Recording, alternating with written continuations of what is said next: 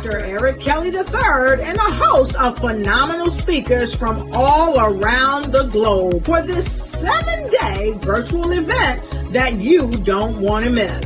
The mission of the Black Business Expo is to raise scholarship money from kids all the way from high school all the way from college. The Black Business Olympics is one of the largest Black business showcases in the world. It is an opportunity for businesses and companies to showcase their businesses globally.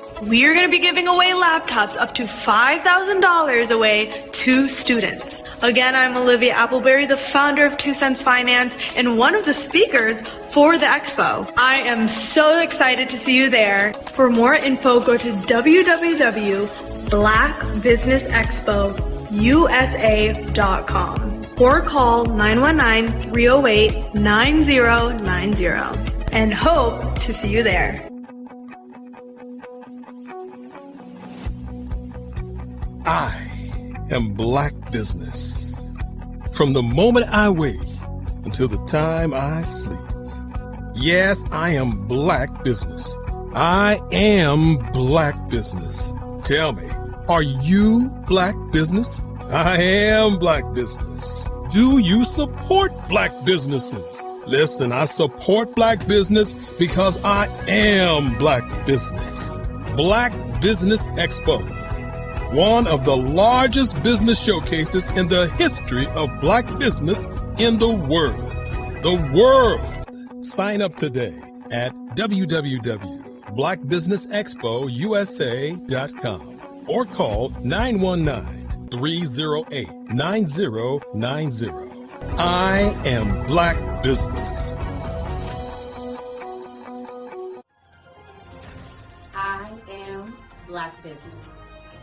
From the moment I wake until the time I sleep, I am Black Business. I am Black Business. Are you Black Business? I am Black Business. Do you support Black businesses?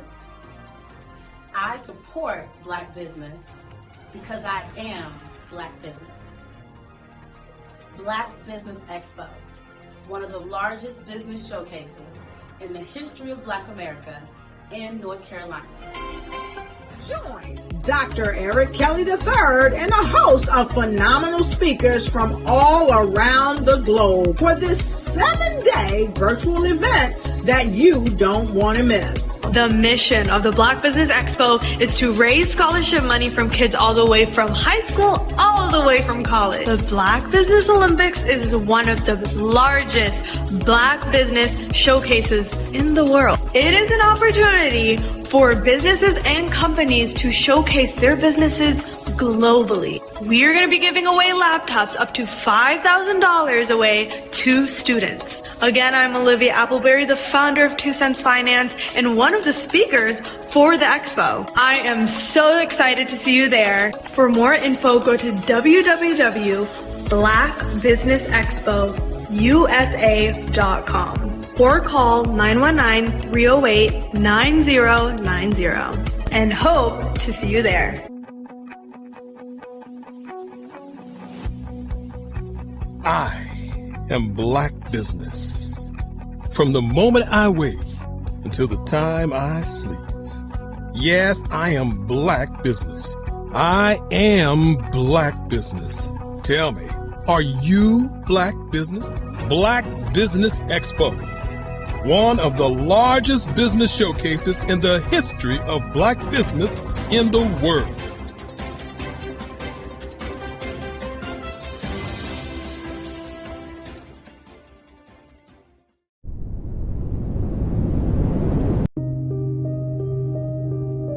The Black Business Expo is changing my life.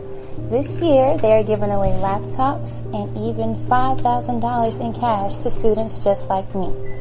I'm Alexis, and I want to go to college to fulfill my dream of becoming an entrepreneur. Help the Black Business Expo going to www.blackbusinessexpousa.com and also becoming a vendor, a sponsor, or donating.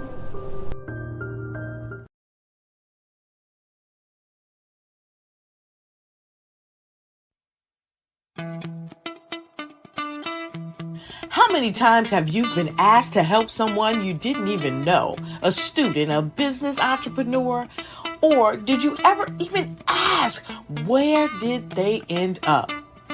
That business, that friend, that entrepreneur. Well, just maybe they ended up in a gang, bankrupt, homeless, or worse, dead. Maybe they turned to crime, drugs, and alcohol. Did you ever wonder? Did you destroy their dream, or was your life always so easy? At the Black Business Olympics, we started a movement to help students complete. Give them hope and foster success. Help them to leave their dreams of providing laptops, computers, and up to $5,000 in scholarship funds. Today, we ask you to help a student, a business owner, or an entrepreneur to realize their dreams by sponsoring them, supporting them, and buying from them. Consider this. With $1.6 trillion in our Black community, we only ask for a small donation for our students, our businesses, and our entrepreneurs. And you can change a life today. So I ask you, what are you going to do? Sit on the sideline and watch our students in high school be leaders, miss out on their dreams from lack of resources? Or are you going to donate to the movement and change their future and yours as well? Give us a call today at 919-308-9090. Change their life by investing with action to the Black Business Olympic Fund. The Black Business Olympics, one of the largest business showcases of Black business in the history of the world.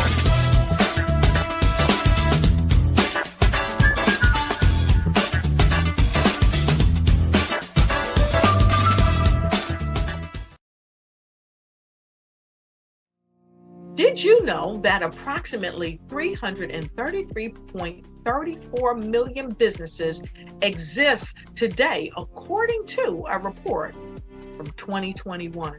And you may be one of those businesses, or maybe you're not in the business market yet, but you're aspiring to be a business owner. Well, guess what? You're in the right place at the right time. Because let's face it, everything is about timing and opportunity. Hi, my name is Dr. Lotus Richey, and I'm the CEO and founder of the Lotus Richey Coaching and Consulting LLC, along with the Lotus Richey Ignite Show. 15 minutes of success with Dr. Lotus Richey, as well as books to boom your business and bring who you are. And today, I want to bring this amazing message to you about the Black Business Network and the Black Business Olympics. See, the Black Business Network and the Black Business Olympics is designed to help people just like you, that's right, that look like me, to take their business to the next level. Not just in your front yard or your backyard, but globally. The Black Business Network and Black Business Olympics is designed not to just help you survive, but to help you thrive. So join us today as we come together with businesses all around the world to support our students, our children, our young teens, our young entrepreneurs. What we do is we come together to help raise funds for students who are aspiring to be business entrepreneurs, who are aspiring and who are thriving in college. We endow them with a wonderful opportunity to gain scholarship of either a laptop or several thousands of dollars. And we invite you to help be a contributor to this amazing opportunity to help someone that looks just like you. So join us today at our website and let us connect with you and help you ignite and take flight in every area of your life on the Black Business Network and the Black Business Olympics. I'll see you on the other side.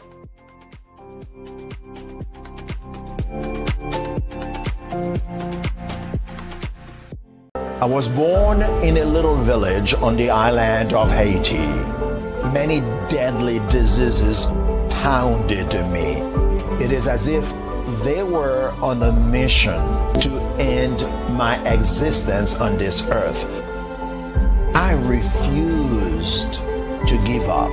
In 1983, I left Haiti and came to the United States of America. And I came with $5, 2 shirts. I didn't speak any English. I came to Atlanta. I got a job. I was a doorman. I was a doorman with a dream. What I used to come on stage. I'd rehearse this moment that I'm standing in front of you. That's the power of a dream. Maybe today is the day you begin acting as if you already have it. And then step out with full force. Take a risk. No condition is permanent. Don't let your situation distract you. You are chosen. You are called. You are born for a purpose in this life.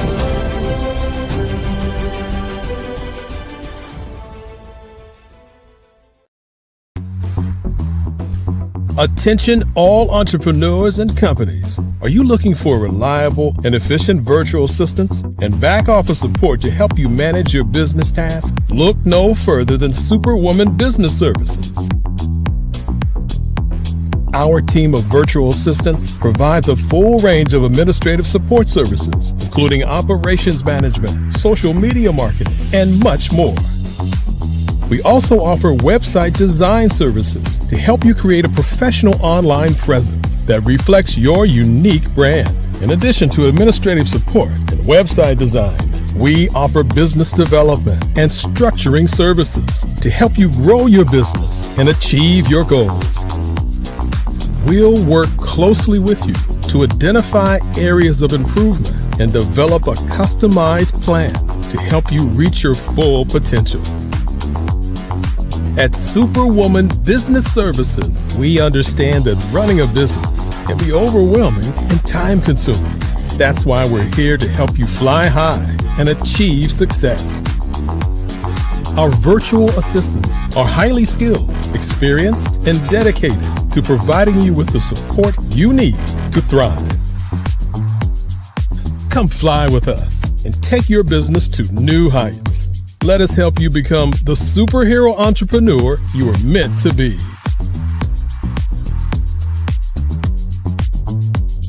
Contact Superwoman Business Services today to learn more about our back office support services. Come fly with us and take your business to new heights.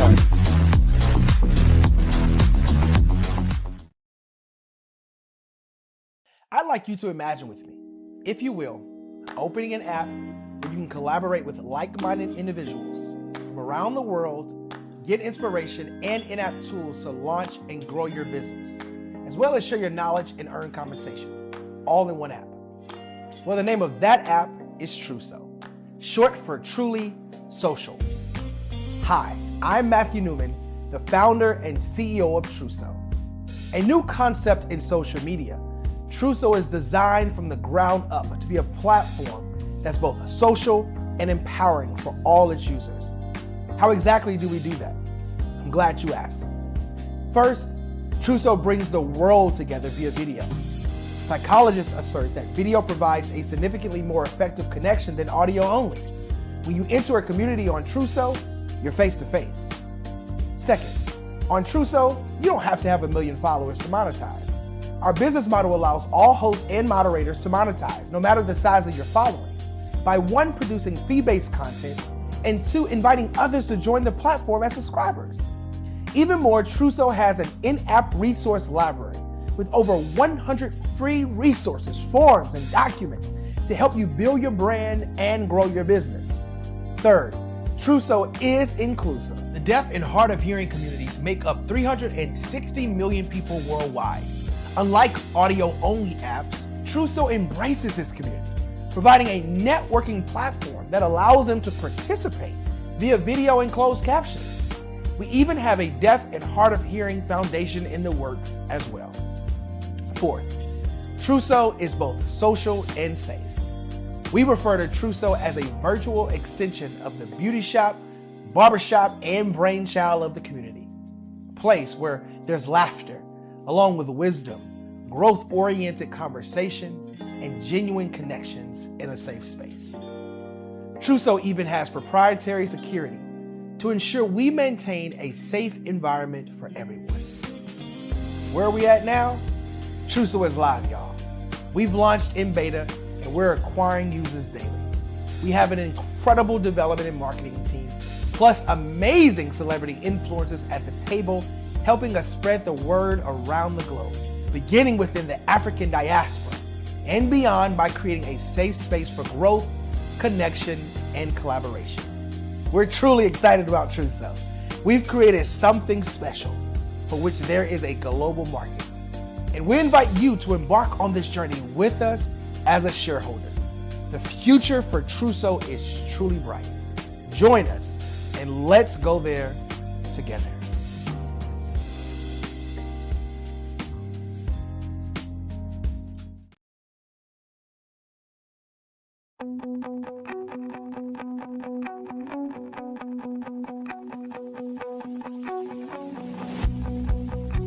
I am Black Business. From the moment I wake until the time I sleep. Yes, I am Black Business. I am Black Business. Tell me, are you Black Business? I am Black Business. Do you support Black businesses? Listen, I support Black business because I am Black Business. Black Business Expo, one of the largest business showcases in the history of Black business in the world. The world!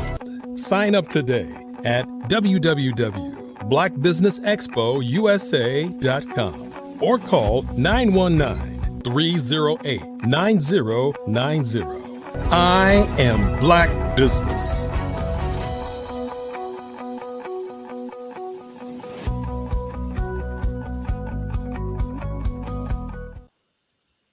Good day, business owners, entrepreneurs, thought leaders, and corporations.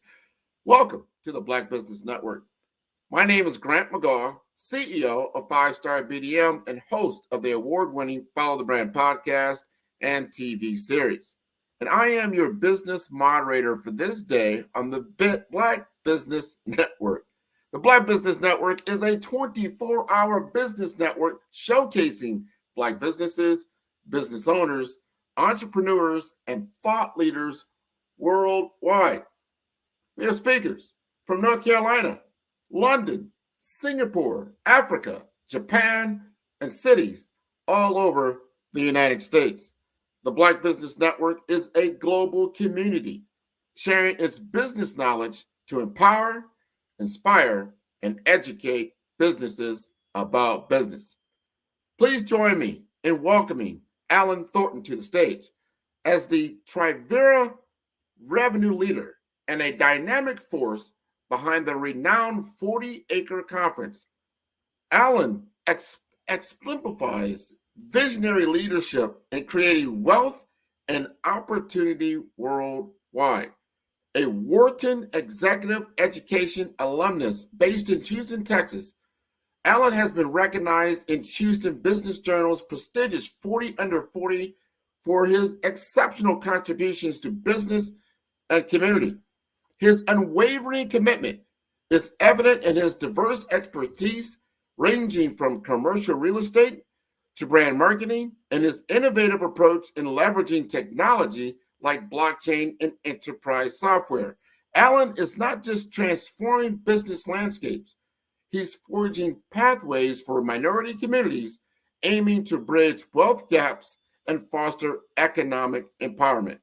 Let's give a warm welcome to a true leader of legacy builders, Alan Thornton. How you doing today? I am doing just wonderful. How are you doing, Alan? Man, I'm doing incredible. I appreciate that eloquent introduction on this early Wednesday morning. Oh, man, it is all you. I'm going to let you take the stage. Genius is coming, and I will see you on the other side.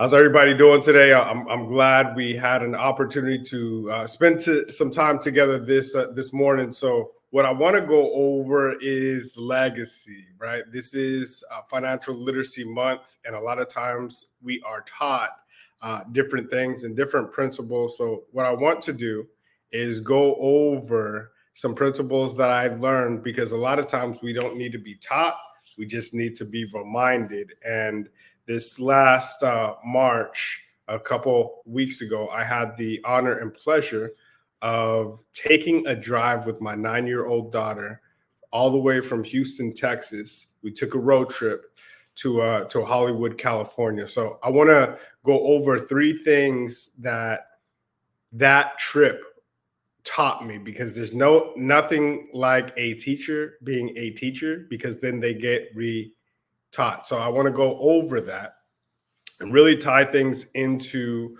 some of the things that Grant talked about during that introduction about the 40-acre conference, about some really good and exciting things that are coming up, and see if some of those thoughts and ideas foster some new innovation for each and every one of you. So if you're ready, say I'm ready. Type it in the chat. I know it's early, but let's go. So a little bit about my background story, so we can kind of frame one of my mentors that I've met through our business dealings and with Dr. Kelly is Dr. George Frazier. And he says, hey, one of his favorite and most memorable quotes is, the picture always looks good when it's framed correctly, just like this picture right here that you're looking at on the screen. So just to give you a little bit about my background, my mom's from New York, my dad's side of the family is from New Orleans. So I have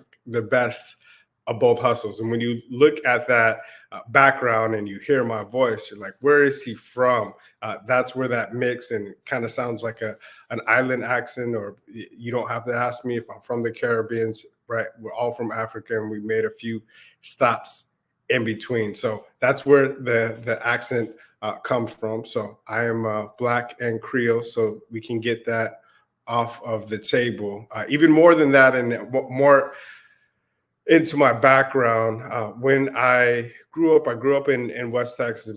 My mom and dad came in, and once I came along, they settled in El Paso and Fort Bliss. Many of you know that town. It's one of the second biggest Army base in the world, where a lot of people go to get deployed. So a lot of my family was military, and a lot of those values, even though I was never in the service, were instilled in me, whether I knew it consciously, but unconsciously. As I started to do some of the things that I do, I realized it came from my upbringing. Went to school in New Mexico State for a year, went to play ball there, and like a lot of times it did not work out the way that I wanted to, but that wasn't the end of the story. I went to and graduated from Texas at San Antonio, moved around a little bit, had an opportunity to live in the best city in the summer in the world, Chicago, but I quickly found out that in the winter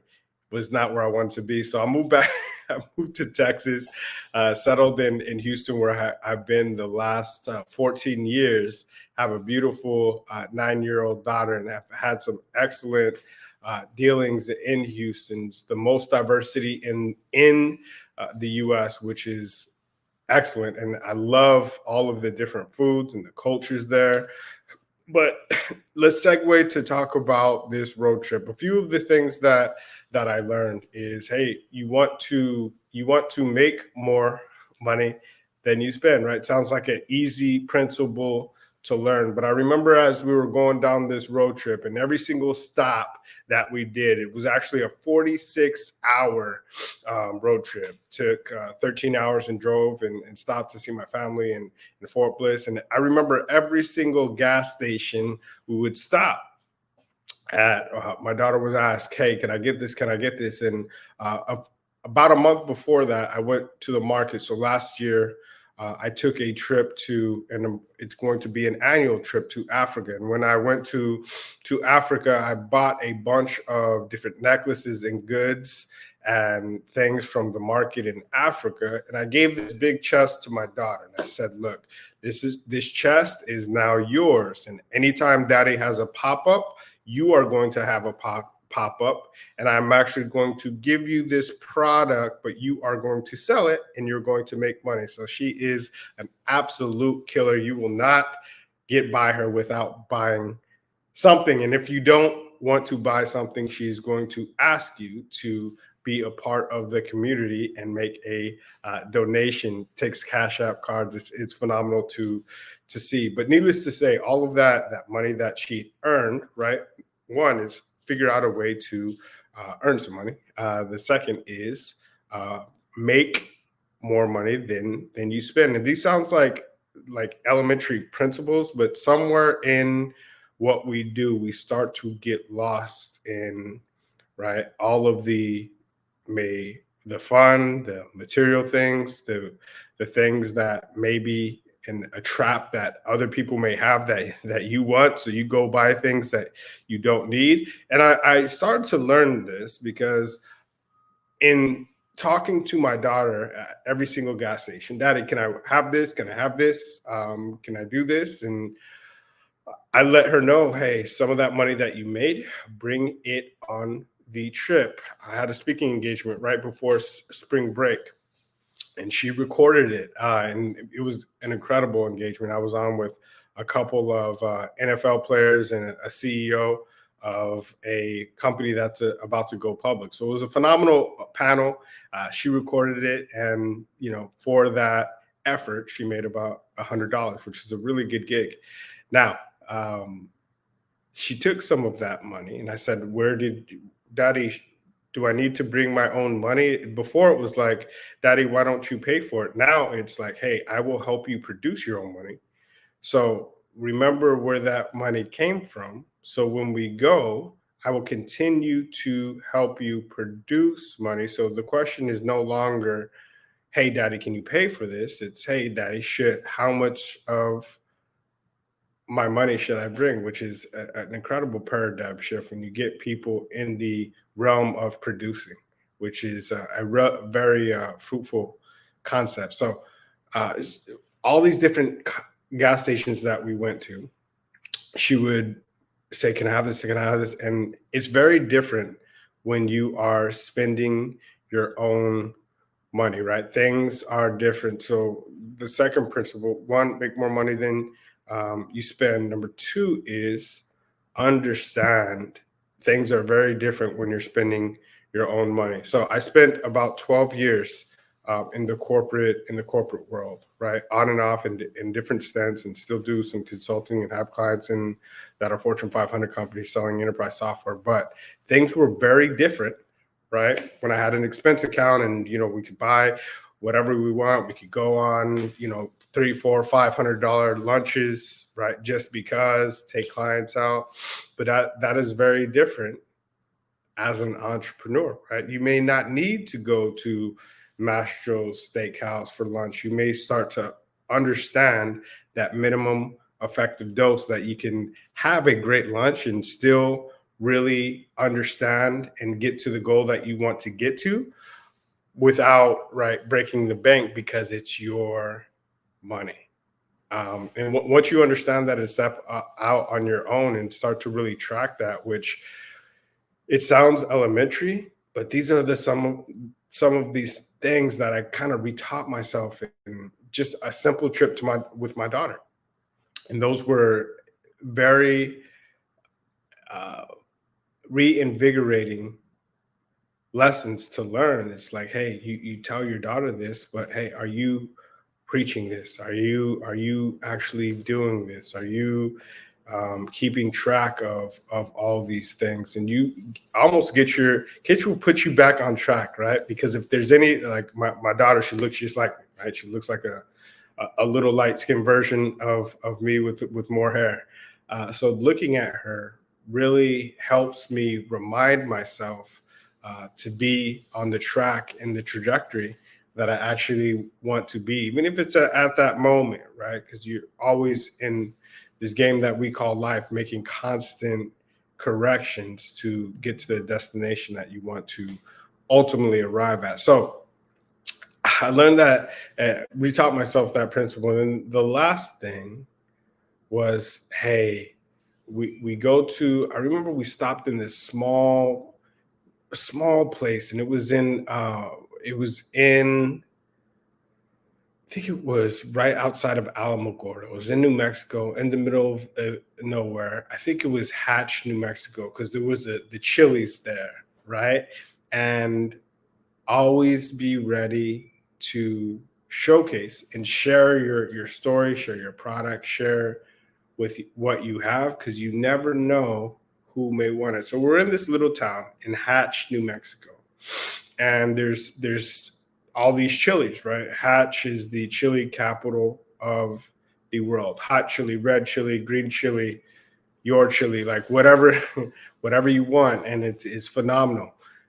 It's all made right there, and they ship all over the world. But I remember I was wearing, and I always wear, and I'll show you, and you're like, what's he doing? Is he taking this clothes? No. So I always have my Africa pendants, right? And she has a bunch as well, and they're straight from the motherland. But I was wearing one, she was wearing one, and one of the guys commented, oh man, that's a nice chain. And before I could even say anything else, she said, would you like one? Right?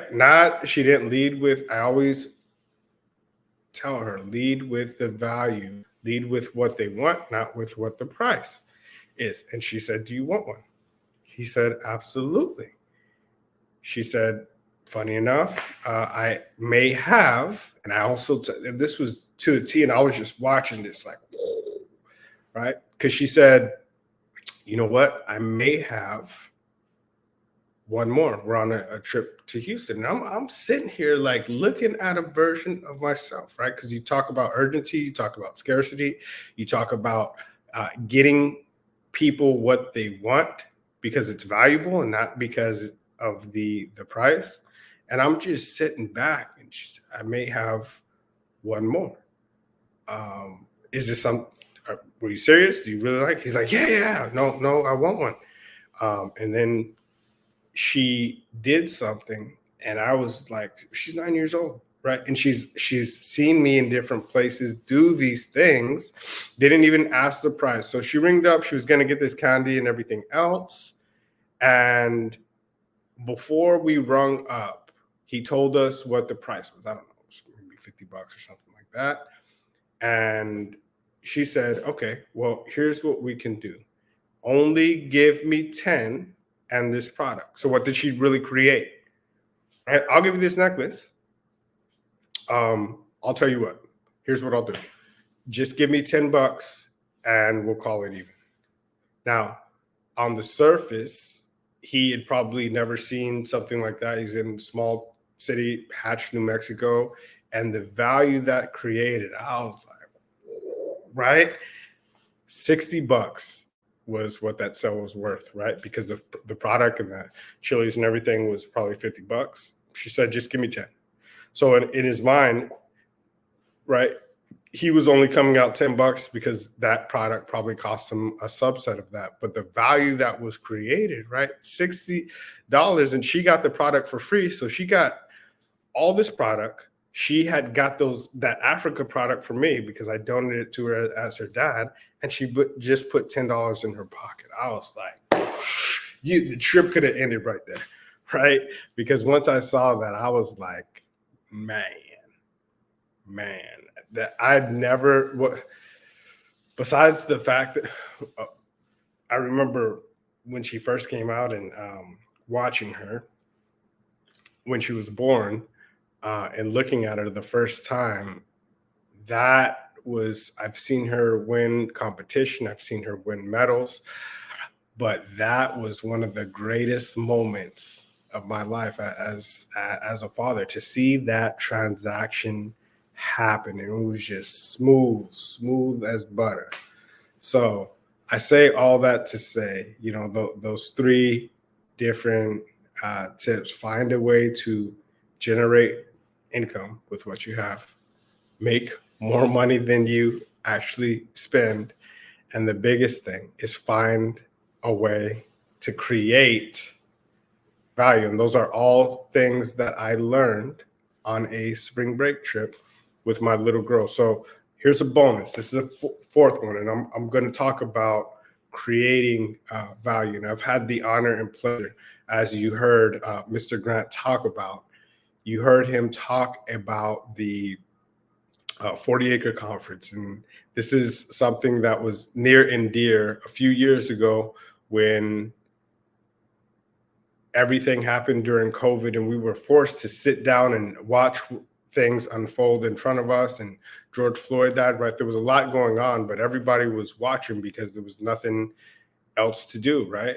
They had a lot of disposable time on their hands. So a lot of corporations, right? A lot of government officials, a lot of celebrities said, look, there's some really bad things that have happened in the Black community. So what we want to do is we want to find a way to sow back into that community because there's been some really bad things that have happened. So, hey, I'll give $1 million, I'll give 5 million, I'll give 100 million, I'll give $1 billion, I'll give 20 billion, up to $100 billion.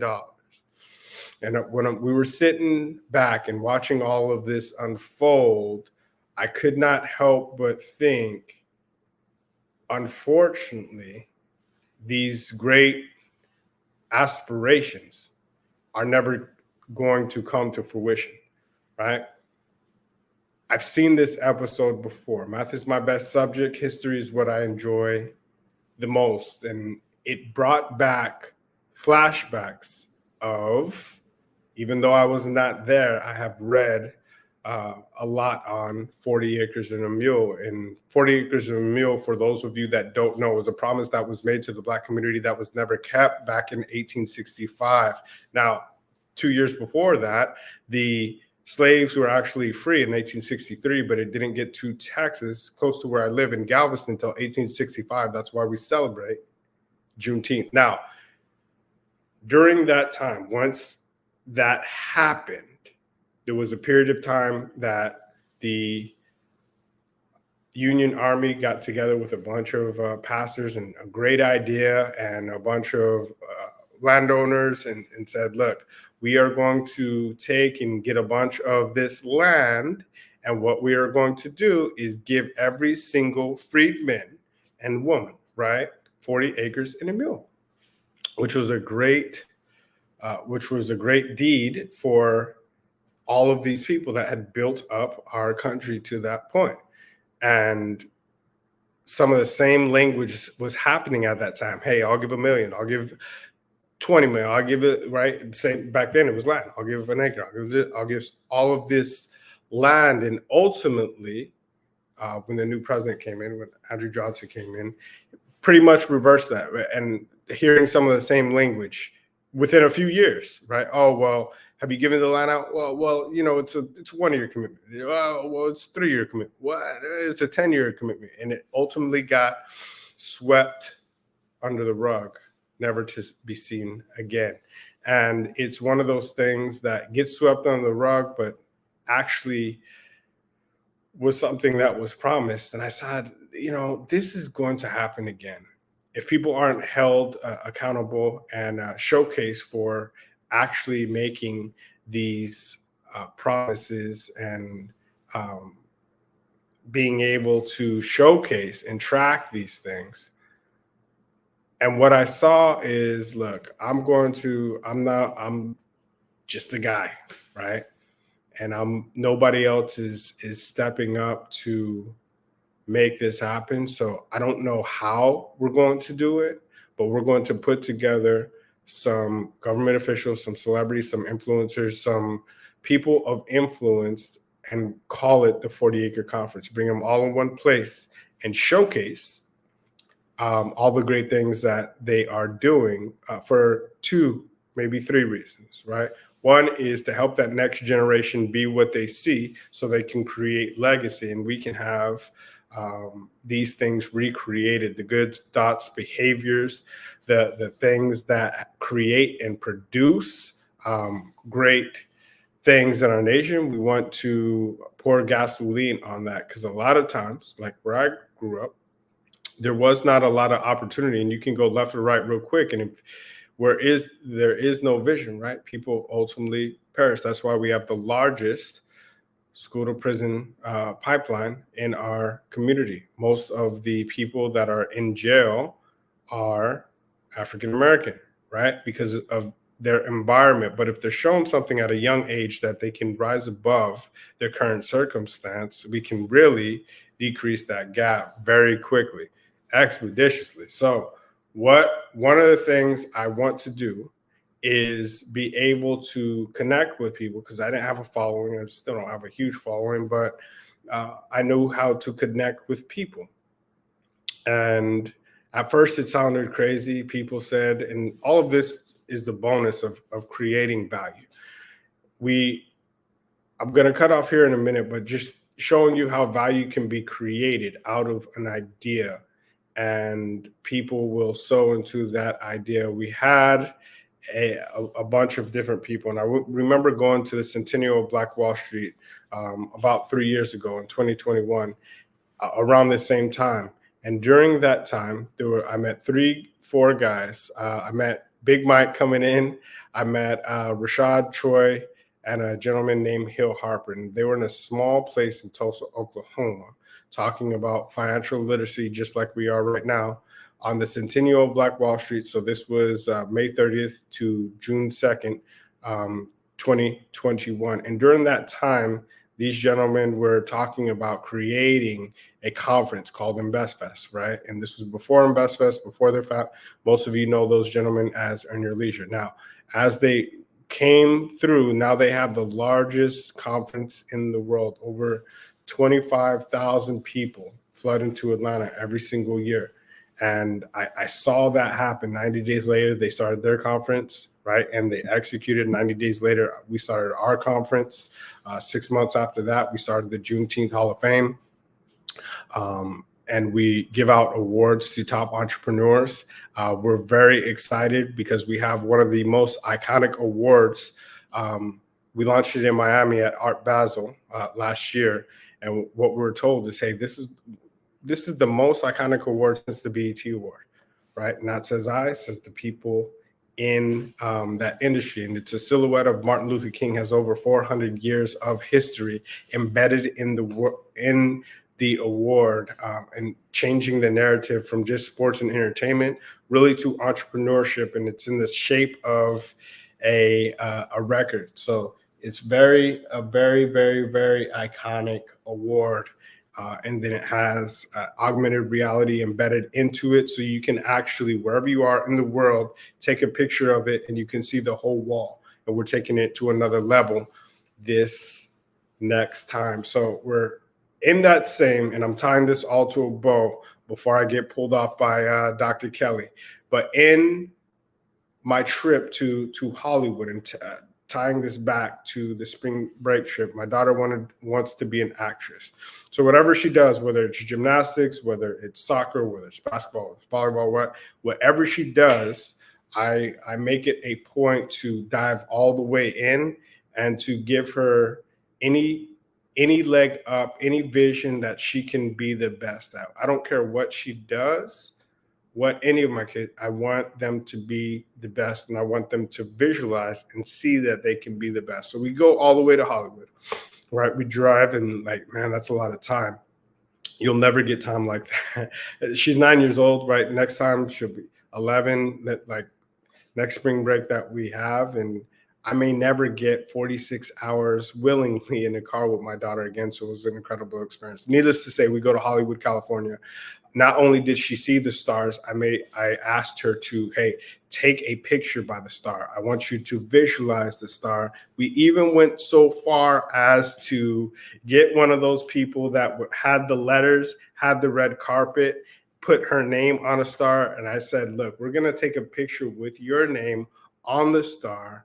And what do you want to do? Okay, you want to be it. So we're going to put that silhouette of because there's different categories. For those of you that have never seen a car, there's radio, film, television. So you pick, depending on what you're best known for, you do that, you put it on.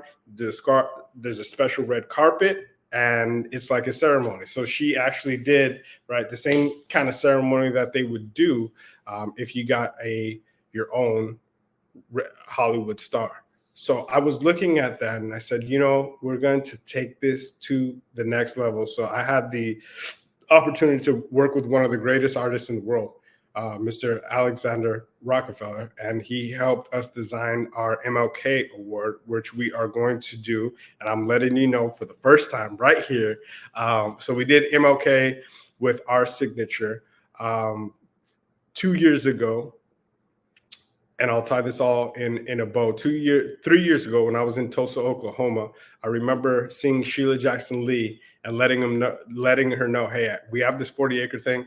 I don't know exactly how it's all going to come together, but when we do get it together, I would love for you to be a part of it. And I can remember being in the back of the room, and there was some gentlemen laughing, saying, because she was talking about Juneteenth before it was a holiday, and saying, man, it is hard enough to get a holiday, much less a Black holiday. It's hard enough to get a federal dollar. Black holiday, that'll never happen. Needless to say, fast forward a year later, Juneteenth became a holiday, and I came back to her in Houston, Texas, and said, hey, remember you? She meets a lot of people. No. And then I showed her a few pictures. Oh, yeah, I remember you. Well, I would love to create the Juneteenth Hall of Fame. So on that day in June, we actually got the stamp of approval from federal Congress, right, with Sheila Jackson Lee, and we have the proclamation from Congress when we started the global Juneteenth Hall of Fame by the person that created the legislation. So it started to grow. Now, this next year, so this past silhouette and this past MLK award ceremony had my signature. This Juneteenth record will have Sheila Jackson Lee's signature, and in the background, it will have Harriet Tubman, right? One of the most iconic figures in just abolition, slavery, just building the Moses of our people at that time, right? Who freed us out of the captivity and built, a lot of the Underground Railroad. Another thing that we're going to do that is absolutely iconic, and many of you will be able to access this from all over the world, because not only do we live stream it, also this metaverse experience you'll be able to see. So all of the different awards that we give out, so we'll give out 19 special awards to entrepreneurs, 19 awards to corporations that have supported the Black community, 19 awards to those people. And many people kind of threw rocks at me, but I give 19 awards to people that don't look like us, that supported the Black community. If you remember the Million Man March, 20% of those people were not African American. We needed those people to get to that stake. So back to the Hollywood story, we are going to do squares. So in addition to the actual plaques that people get that are iconic, that they can put on their wall with the record signed by Sheila Jackson Lee with over 400 years of history, and it's an iconic piece with Harriet Tubman in the background, we're going to do a walk of fame, and we're raising money for our own venue, right? Intentionally. And at this venue, even before the venue is built in the metaverse, we are putting down the Juneteenth Hall of Fame. So similar to Hollywood, in that same room, in this metaverse room, you'll be able to see not only the star, whether it's real estate, whether you're in tech, whether you're a serial entrepreneur, whether you've been in media and marketing, you will have, just like entertainment, film, radio, they do in Hollywood, this is the Juneteenth Hall of Fame. Those entrepreneurs will have those iconic symbols that will sit there forever. And the incredible thing is there's we're going to have our venue, which we're ultimately going to have the larger 40-acre conference at. In addition to that, George Frazier, the gentleman I told you about before, who I gave an award to last Juneteenth, is building an iconic Juneteenth or a Black Legacy Museum. And we are actually going to be the first museum, the Juneteenth Hall of Fame, in that museum in Atlanta, Georgia. So a few things happening, tie that all together.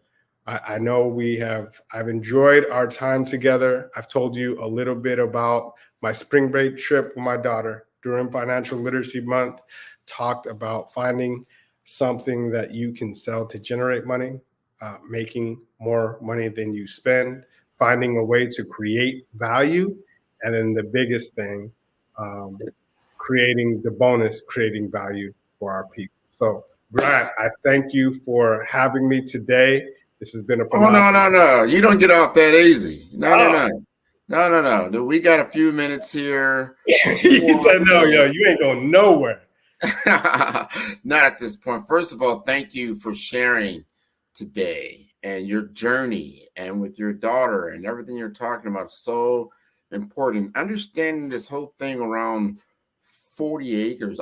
Some of our audience do not understand or don't know what that means. 40 acres, 40 acres and a mule that was done. This is back in the Civil War time. Can you give us a little context around some history so they understand exactly what that's about and how you're tying that back into your history?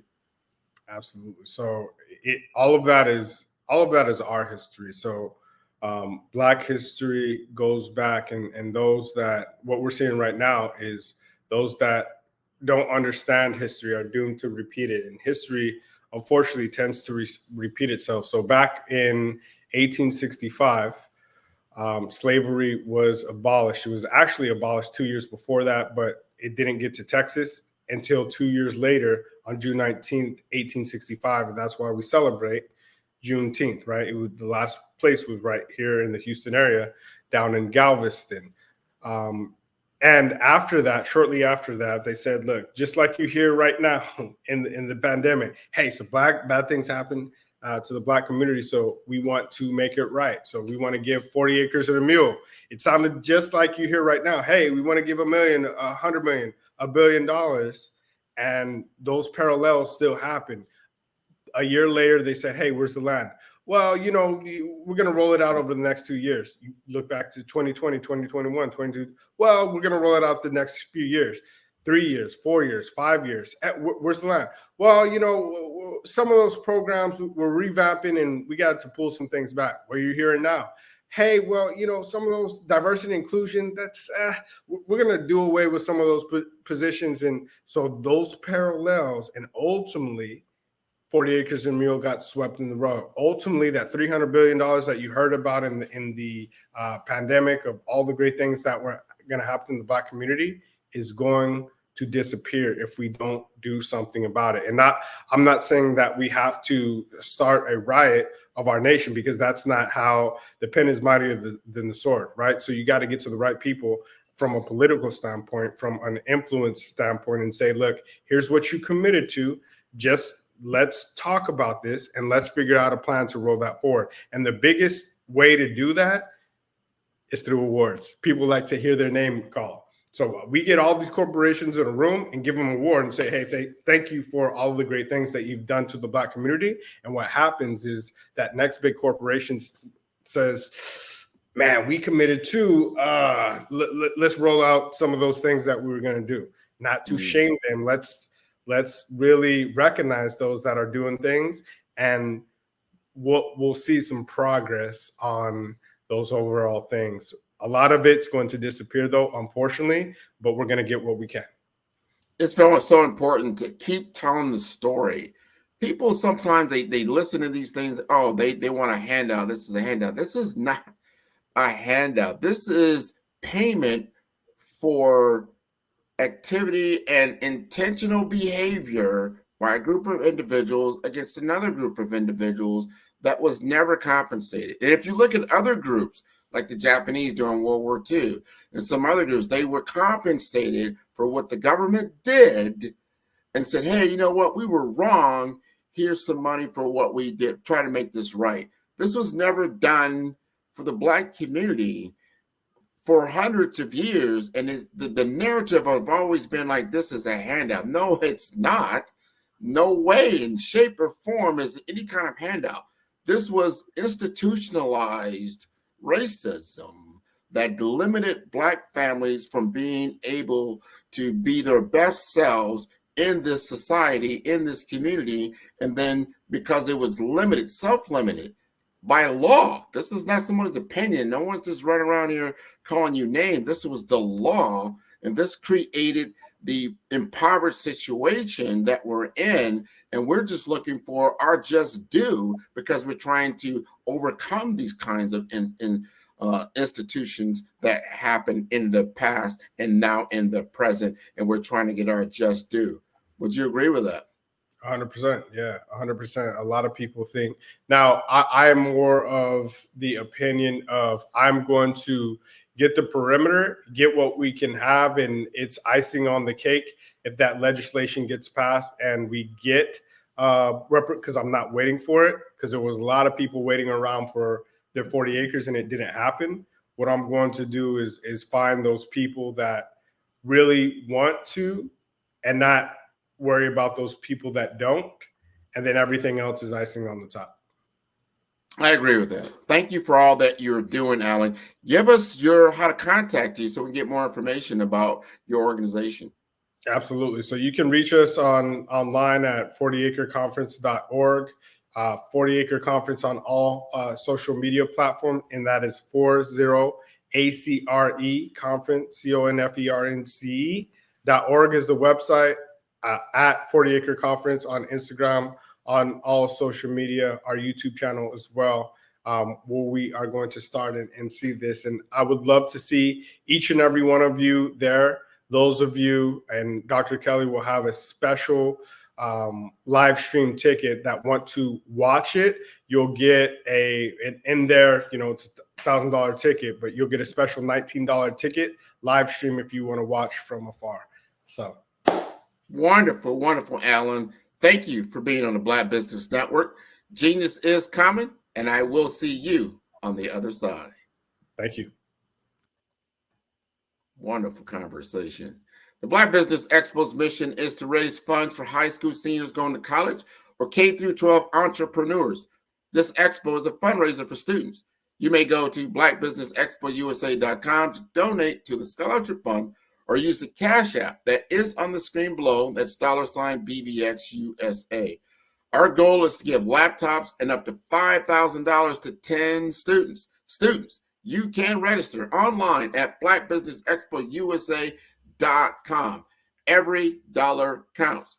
So we want you to remind you to donate to the scholarship fund. And we want to thank our Black Business Expo USA sponsors for April 2024.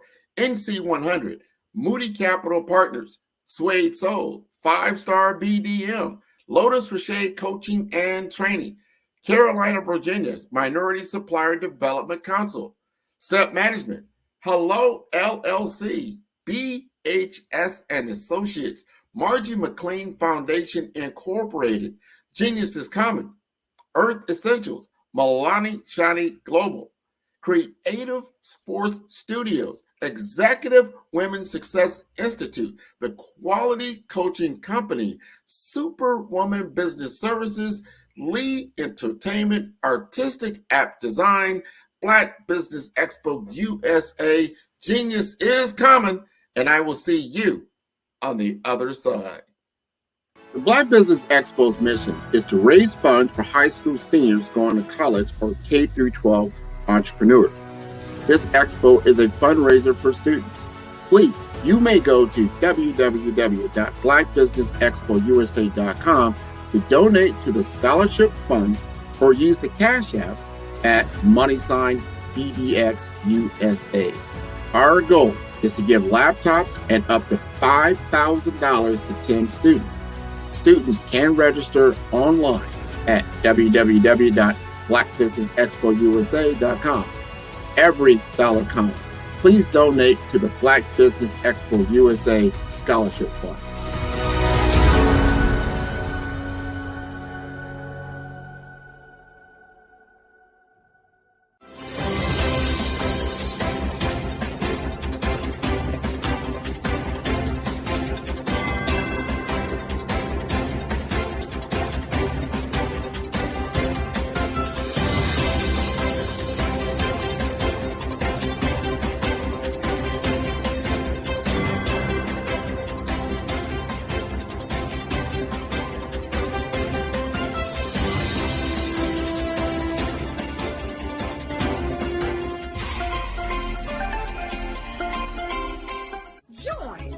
Dr. Eric Kelly III and a host of phenomenal speakers from all around the globe for this 7-day virtual event that you don't want to miss. The mission of the Black Business Expo is to raise scholarship money from kids all the way from high school, all the way from college. The Black Business Olympics is one of the largest Black business showcases in the world. It is an opportunity for businesses and companies to showcase their businesses globally.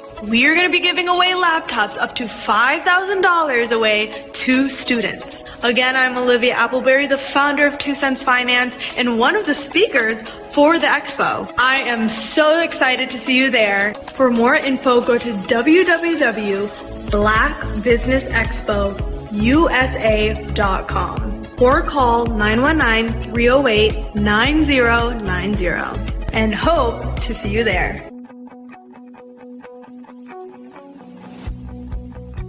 I am Black Business. From the moment I wake until the time I sleep. Yes, I am Black Business. I am Black Business. Tell me, are you Black Business? I am Black Business. Do you support Black businesses? Listen, I support Black business because I am Black Business. Black Business Expo, one of the largest business showcases in the history of Black business in the world. The world! Sign up today at www.blackbusinessexpousa.com or call 919-308-9090. I am Black Business. I am Black Business. From the moment I wake until the time I sleep, I am Black Business. I am Black Business. Are you Black Business? I am Black Business. Do you support Black businesses? I support Black business because I am Black Business. Black Business Expo, one of the largest business showcases in the history of Black America in North Carolina. Join Dr. Eric Kelly III and a host of phenomenal speakers from all around the globe for this 7-day virtual event that you don't want to miss. The mission of the Black Business Expo is to raise scholarship money from kids all the way from high school, all the way from college. The Black Business Olympics is one of the largest Black business showcases in the world. It is an opportunity for businesses and companies to showcase their businesses globally. We are going to be giving away laptops up to $5,000 away to students. Again, I'm Olivia Appleberry, the founder of 2 Cents Finance and one of the speakers for the expo. I am so excited to see you there. For more info, go to www.blackbusinessexpousa.com or call 919-308-9090 and hope to see you there. I am Black Business. From the moment I wake until the time I sleep. Yes, I am Black Business. I am Black Business. Tell me, are you Black Business? Black Business Expo, one of the largest business showcases in the history of Black business in the world.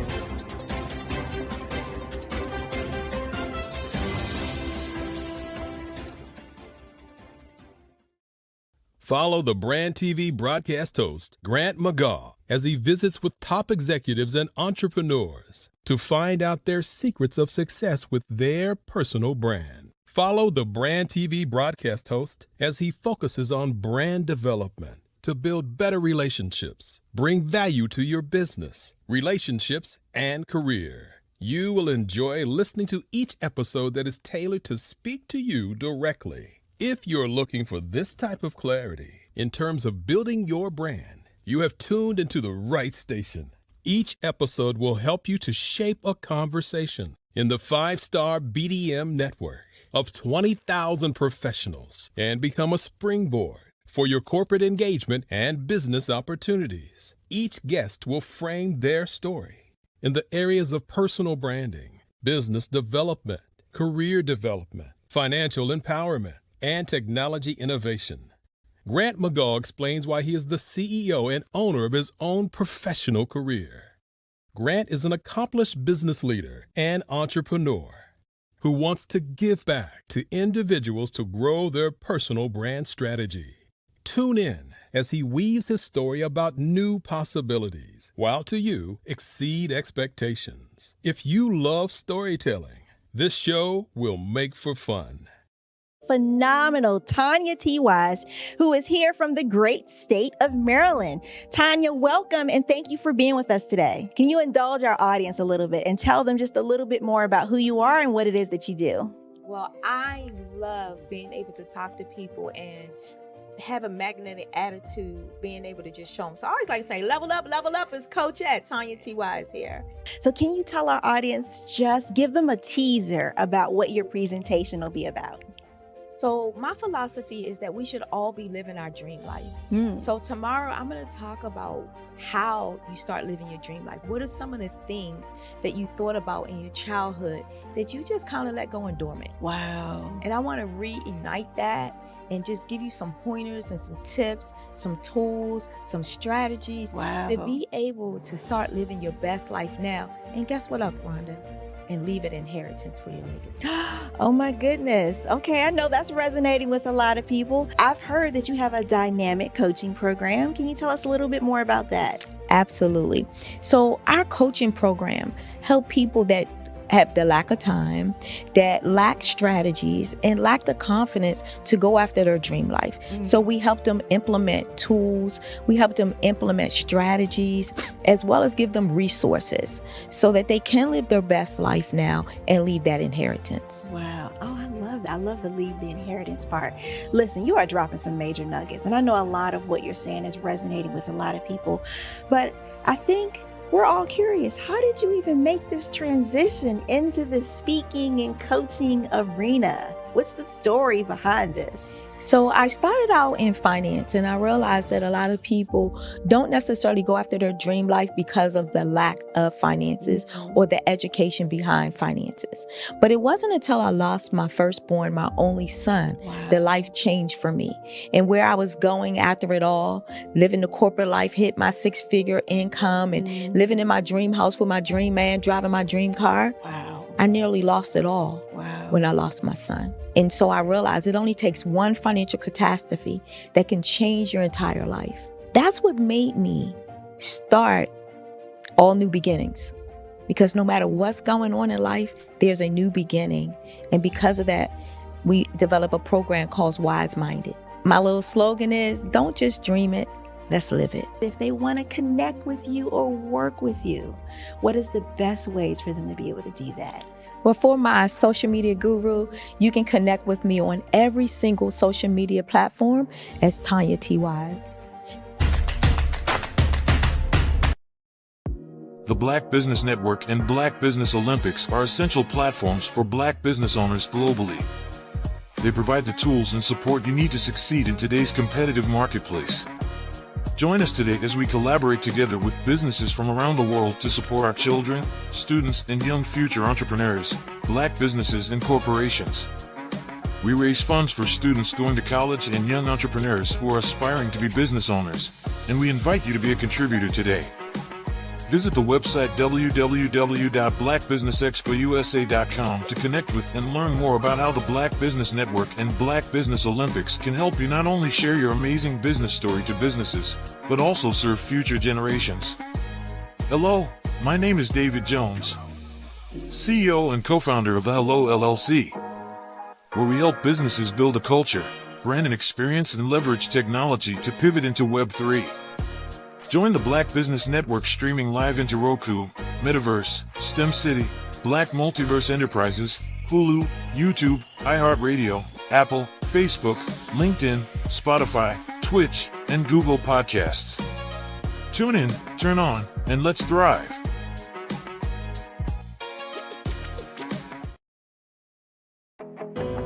I am Black Business. From the moment I wake until the time I sleep, I am Black Business. I am Black Business. Are you Black Business? I am Black Business. Do you support Black businesses? I support Black business because I am Black Business. Black Business Expo, one of the largest business showcases in the history of Black business in the world. Sign up today at www.blackbusinessexpousa.com or call 919-308-9090. I am Black Business. 5-Star BDM, Brand Development Masters, is a professional consulting and advisory group keenly focused on business development services for the small to mid-sized business and entrepreneurs. Although every business is unique, they often share business development challenges that can be addressed through smart branding. Services include process improvement and operations, digital strategy and transformation, business intelligence, digital marketing, and personal branding. Our business and personal branding company has helped a number of professionals and organizations to optimize and grow.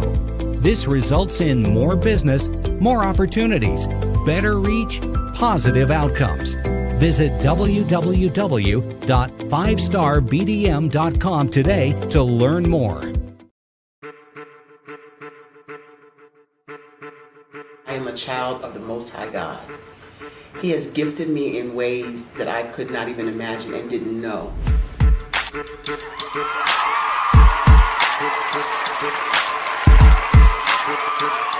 There was a time when I didn't know who I was.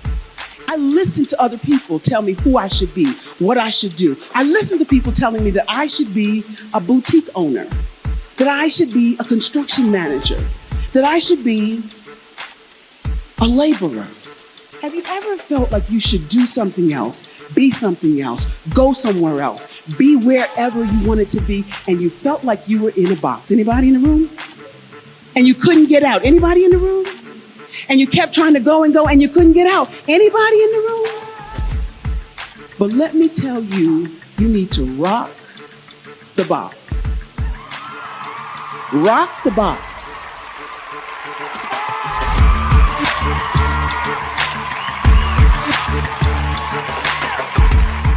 I am engaging, inspiring, and empowering.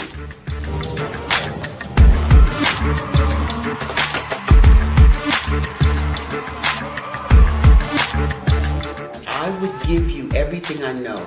Just by touching you, if I could, by osmosis, give you every single thing I've learned, I've gone through, I know I would.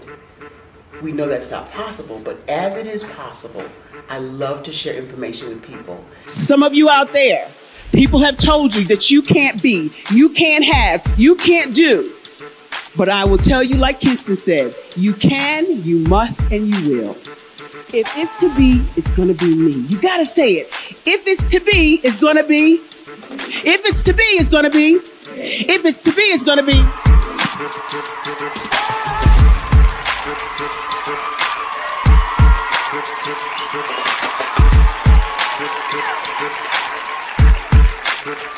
Barbara is because she believed what her mama said about her and not what other people told her.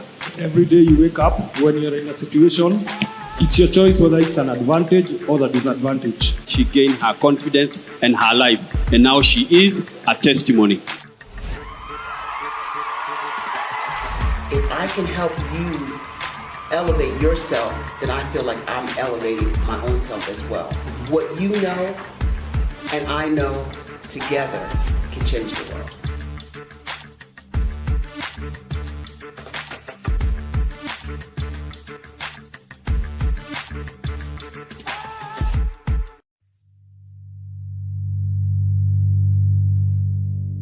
So what we have to do is when we get in a spot, we need to create some spots for us. that's the main thing. We need to be able to be in a position where we're able to create those spots for us. For me, being an entrepreneur, I'm not just going to get a business and then leave you sitting high and dry. If you ask me some questions about entrepreneurship, I'm going to give you as much as I received. I've seen people who made it, and then when you ask them, it's like, okay, now you have to pay me for the information, the same information I got for free. We probably in totally different cities. There's no way that we're going to bump heads or anything. We're not competing. Bring me up with you. And so I just think that whatever education that I have, then I need to be able to give that to my own as well. So create the spots. You can create the spots when you get there.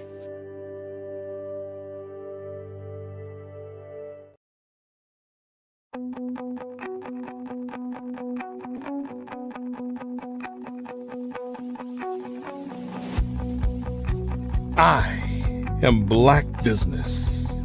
From the moment I wake until the time I sleep. Yes, I am Black Business. I am Black Business. Tell me, are you Black Business? I am Black Business. Do you support Black businesses? Listen, I support Black business because I am Black Business. Black Business Expo, one of the largest business showcases in the history of Black business in the world. The world! Sign up today at www.blackbusinessexpousa.com or call 919-308-9090. I am Black Business.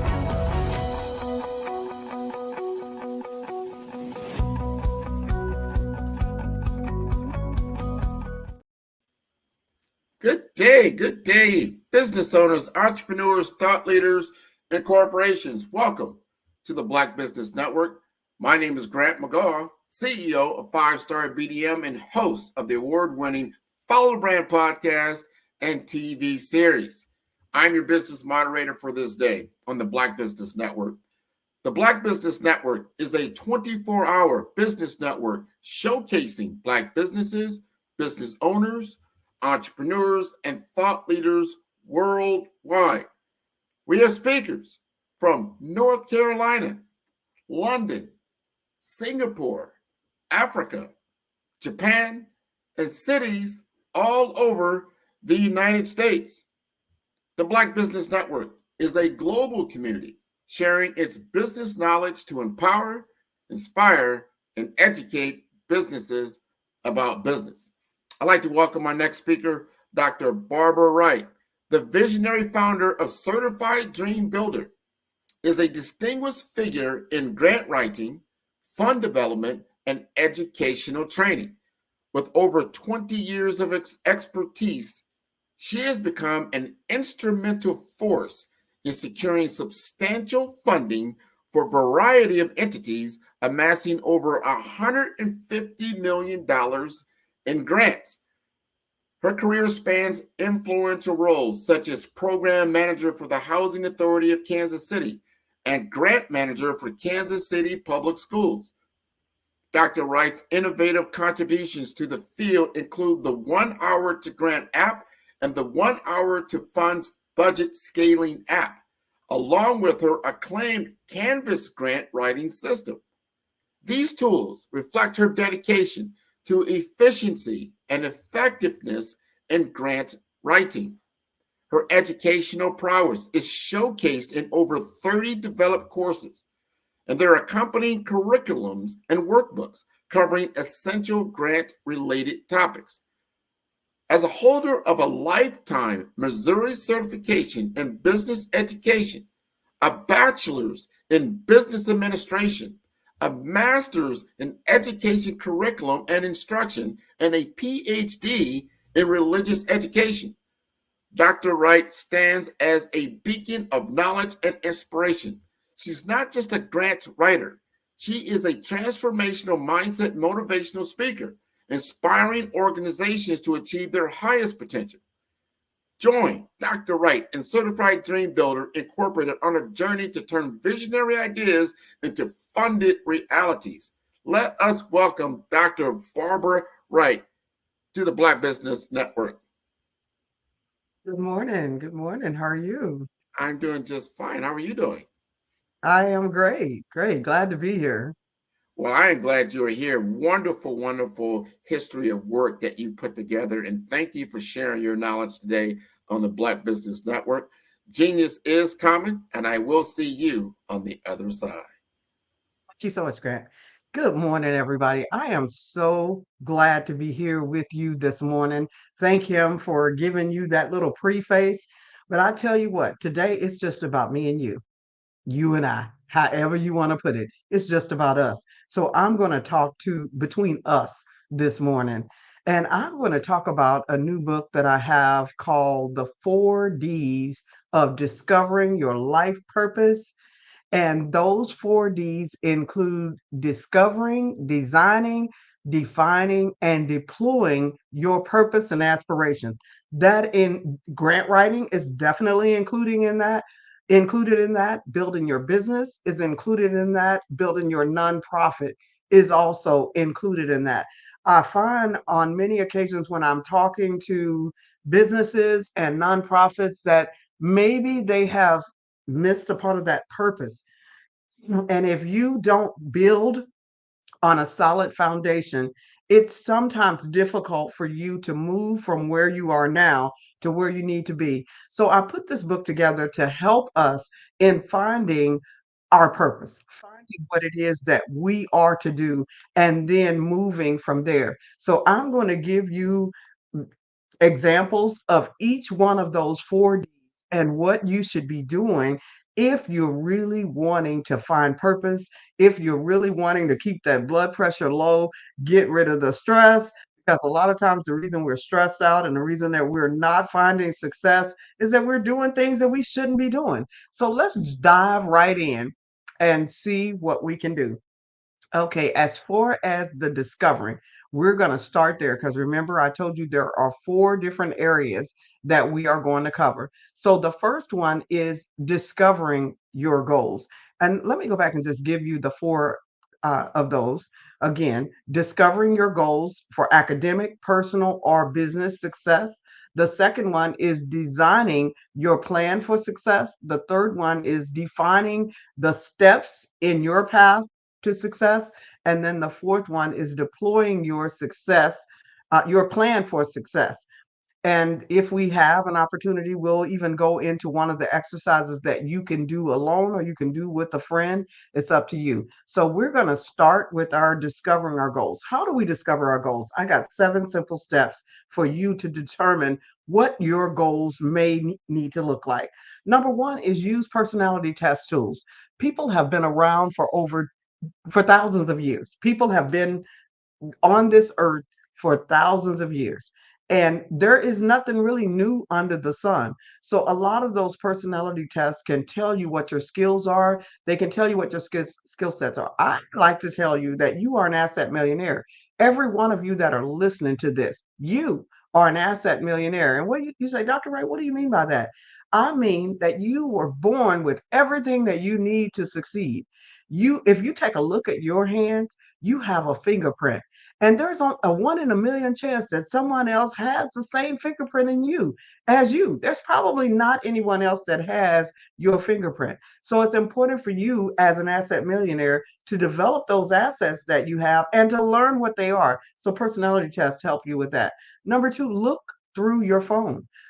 Many times the thing that you spend most of your time on is where your goals probably should be. And hopefully they're going to be positive. Because if you're finding yourself spending your time on negative things, then you might need to find something else to spend your time on. Look for opportunities that you value. What is it that you truly value in life? That means you need to know yourself a little bit. Sometimes we're busy in everybody else's business. We can say everything about everybody else. We're reading about what everybody else is doing, but we don't look for the things that we value because that's what's going to keep your blood pressure down and keep your stress level down and help you to be happier. Number 4, look for opportunities that you enjoy. There are 7 parts of each one of these 4 goals that I've given you. So we're talking about the discovery. The 4th one, look for opportunities that you enjoy. The 5th one being listen to those around you that are giving you your good and bad qualities. Now, some people are just negative. No matter what you do, they're going to talk negative about you. And you'll have to have discernment of spirits to know who those people are. But sometimes people are telling you things that you do need to come up in. So be willing to listen to those good and bad qualities that people give you and spit out the bones. Those things that you know are not indicative of you, spit those out. Number 6, remember your childhood. Remember your childhood. Know what's happened in your childhood. What did you love to do? In my childhood, I was teaching.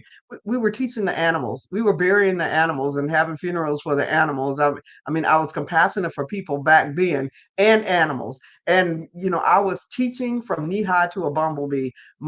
In my kindergarten year, my teacher realized that I had a gift to remember long strands of poetry. So she had me do the poem Annabelle Lee as a kindergartner for the 8th grade graduation. So remember your childhood. What were you doing back then? Because I can pretty much guarantee some of those same things that you were doing then, you're going to be doing now.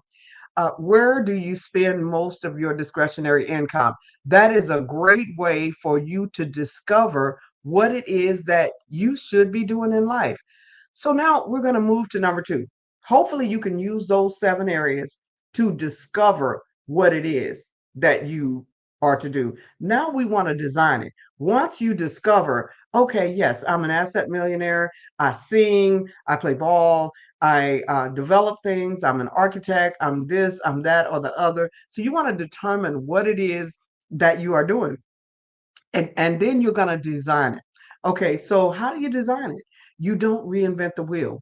You use business plans. You use business plans of other people. Now, I do know the whole world changed during COVID. And I do know that there's going to be disruptions in all types of fields, including with AI, including healthcare, the automotive industry, the finance industry, the retail industry, the manufacturing industry, the education industry, the agricultural, entertainment, customer service, and the cybersecurity industry. All of those industries are changing with the advent of AI. But you don't want to reinvent the wheel. You want to find business plans. You want to keep up with what's going on. You want to do some research and development to find out what is already there, what can you use, and what do you need to recreate. Number 2, you want to save time and money by watching how-to videos.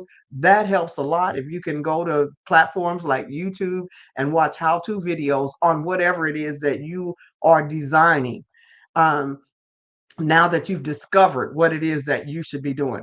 And then you look for the top 100. I can't speak enough about that. Whatever you're doing, try to find the top 100 that are doing it and doing it great, because that will keep you from making some of the mistakes that you would make had you not known the top 100. Even if when you do that research, you only come up with the top 10, that will give you a place to start, because we're not going to reinvent the wheel. Then you design a wireframe. What is a wireframe? You say, Dr. Wright. Well, I'm an app developer. And when you develop apps, you have to develop a wireframe so that you know what's coming next. Because sometimes we have things in our mind, but we don't put it on paper, so we don't know what it is. So a wireframe, in other words, is just a step-by-step plan as to how you're going to get from where you are now to where you're going to be. Remember, we discovered what we're going to do. Now we're in the designing phase. So you need to develop a step-by-step plan. In my grant writing books, I call it a canvas, and we develop our canvas. In your life, you need to develop your canvas, your step-by-step, as to how you intend to get where you're going to get. You want to develop your 5 W's. I don't care if this is a personal aspiration, a professional aspiration, or a career aspiration. You want your 5 W's. You want to be able to answer the who, the what, the when, the where, and the why of what you are doing. Everything has a cost, and that cost is in the what. So who, what, when, where, why. Those 5 W's, you want to answer those about whatever goals you're doing or whatever you're trying to develop or design. You want to answer those 5 W's. Then you want to discover the abundance gap. There is an abundance gap. What I mean by that is there's enough room for you and other businesses. So you don't have to kill other businesses for your business to flourish. What you want to do is you want to support other businesses, and then that will allow your business to grow. Just work with the abundance gap in mind, knowing that you don't have to kill anybody else. You want to build, you want to find the gap and fill the gap, because there's probably some things going on over here on the left. There's probably some things going on the right. How do you become the answer to their problem? That's another way to say that, filling that abundance gap. How do you become the answer to other people's problems? Why do you think George Washington Carver was able to be successful way back in the day when it was very hard for African Americans and Black people to be successful? It's because he became the answer to people's problems. You can do that today. And then number 7 for that is to prepare for change, because change is inevitable. I just got through telling you the areas that's going to be disrupted with AI. And I might have even mentioned your area.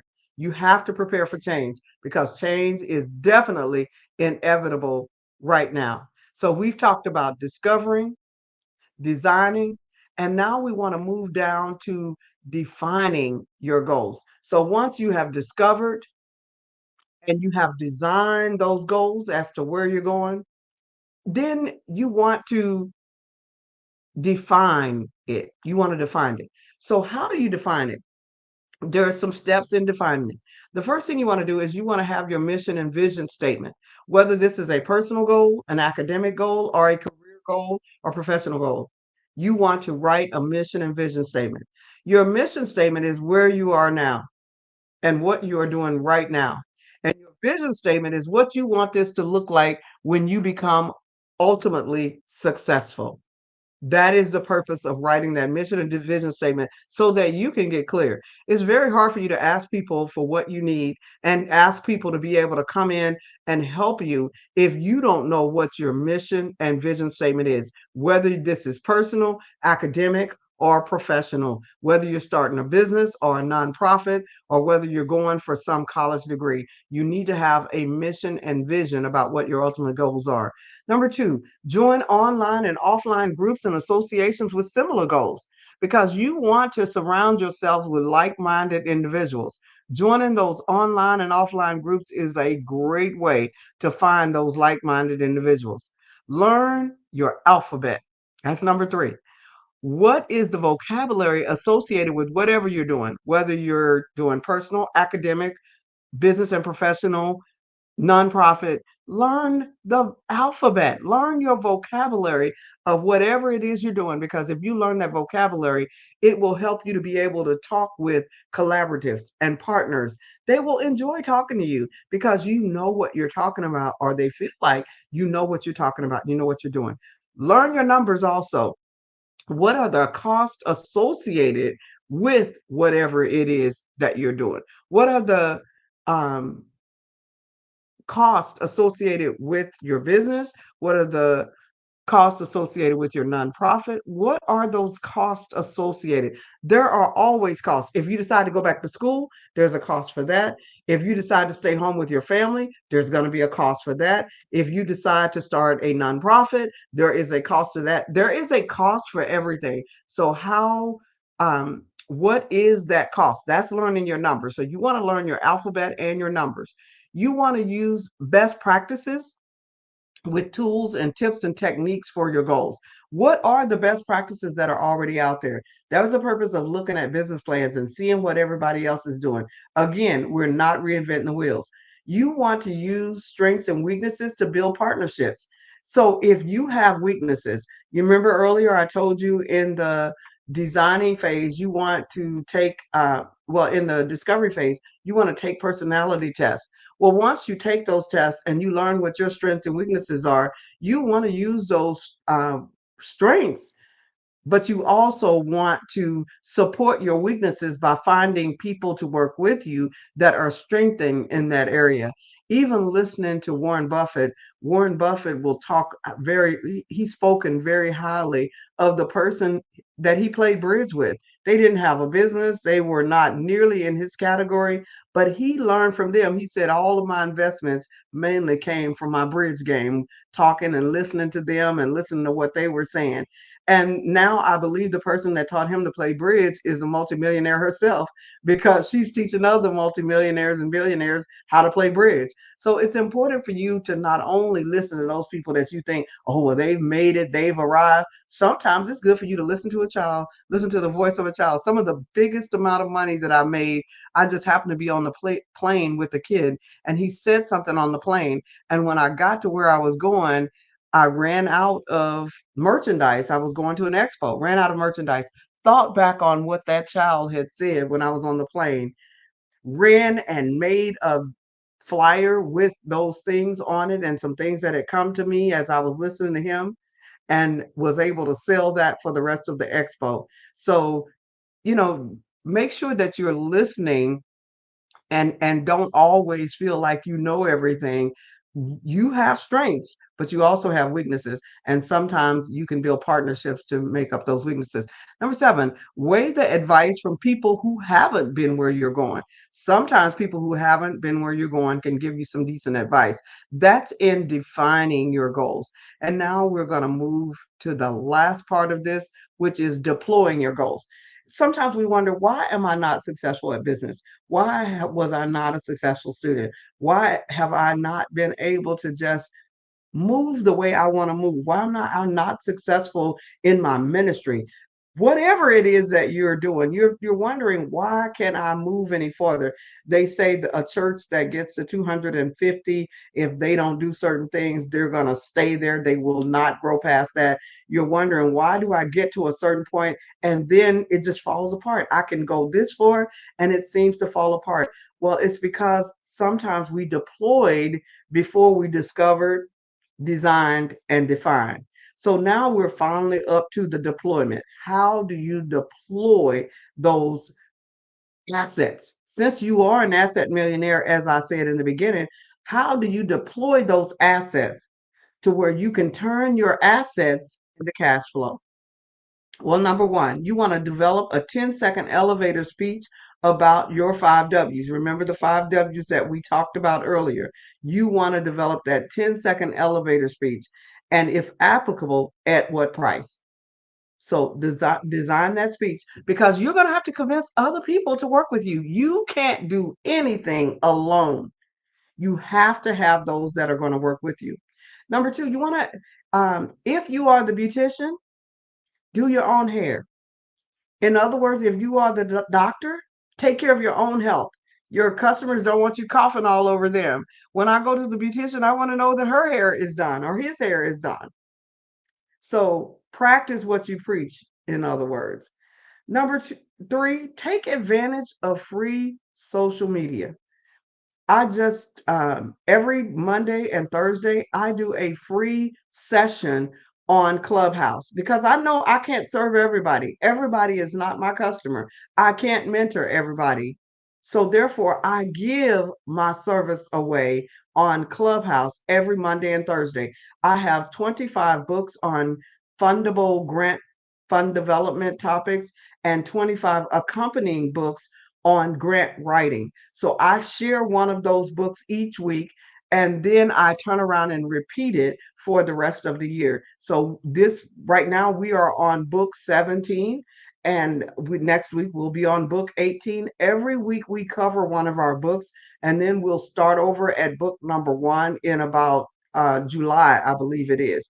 So we cover each one of our books for free on Clubhouse and live on Zoom every Monday and Thursday, because I know I can't serve everybody, but I take advantage of the free social media. Take advantage of it. I do it free on Clubhouse. Take advantage. Do profitable volunteering wherever you can. What I mean by profitable volunteering is volunteer where in the areas that you want to work. even your children, those children that you're and grandchildren that you're trying to leave an inheritance for, you want to make sure that you're encouraging them. They call it targeted volunteering. If your child wants to be a nurse, they should be volunteering at a hospital. If your child wants to be a pilot, maybe they should be volunteering at a downtown airport or a smaller airport, or maybe they should be in um, pilot training programs for youth, or aviation programs for youth. I put my son in a Google camp when he was a boy, and his team won the Google Challenge.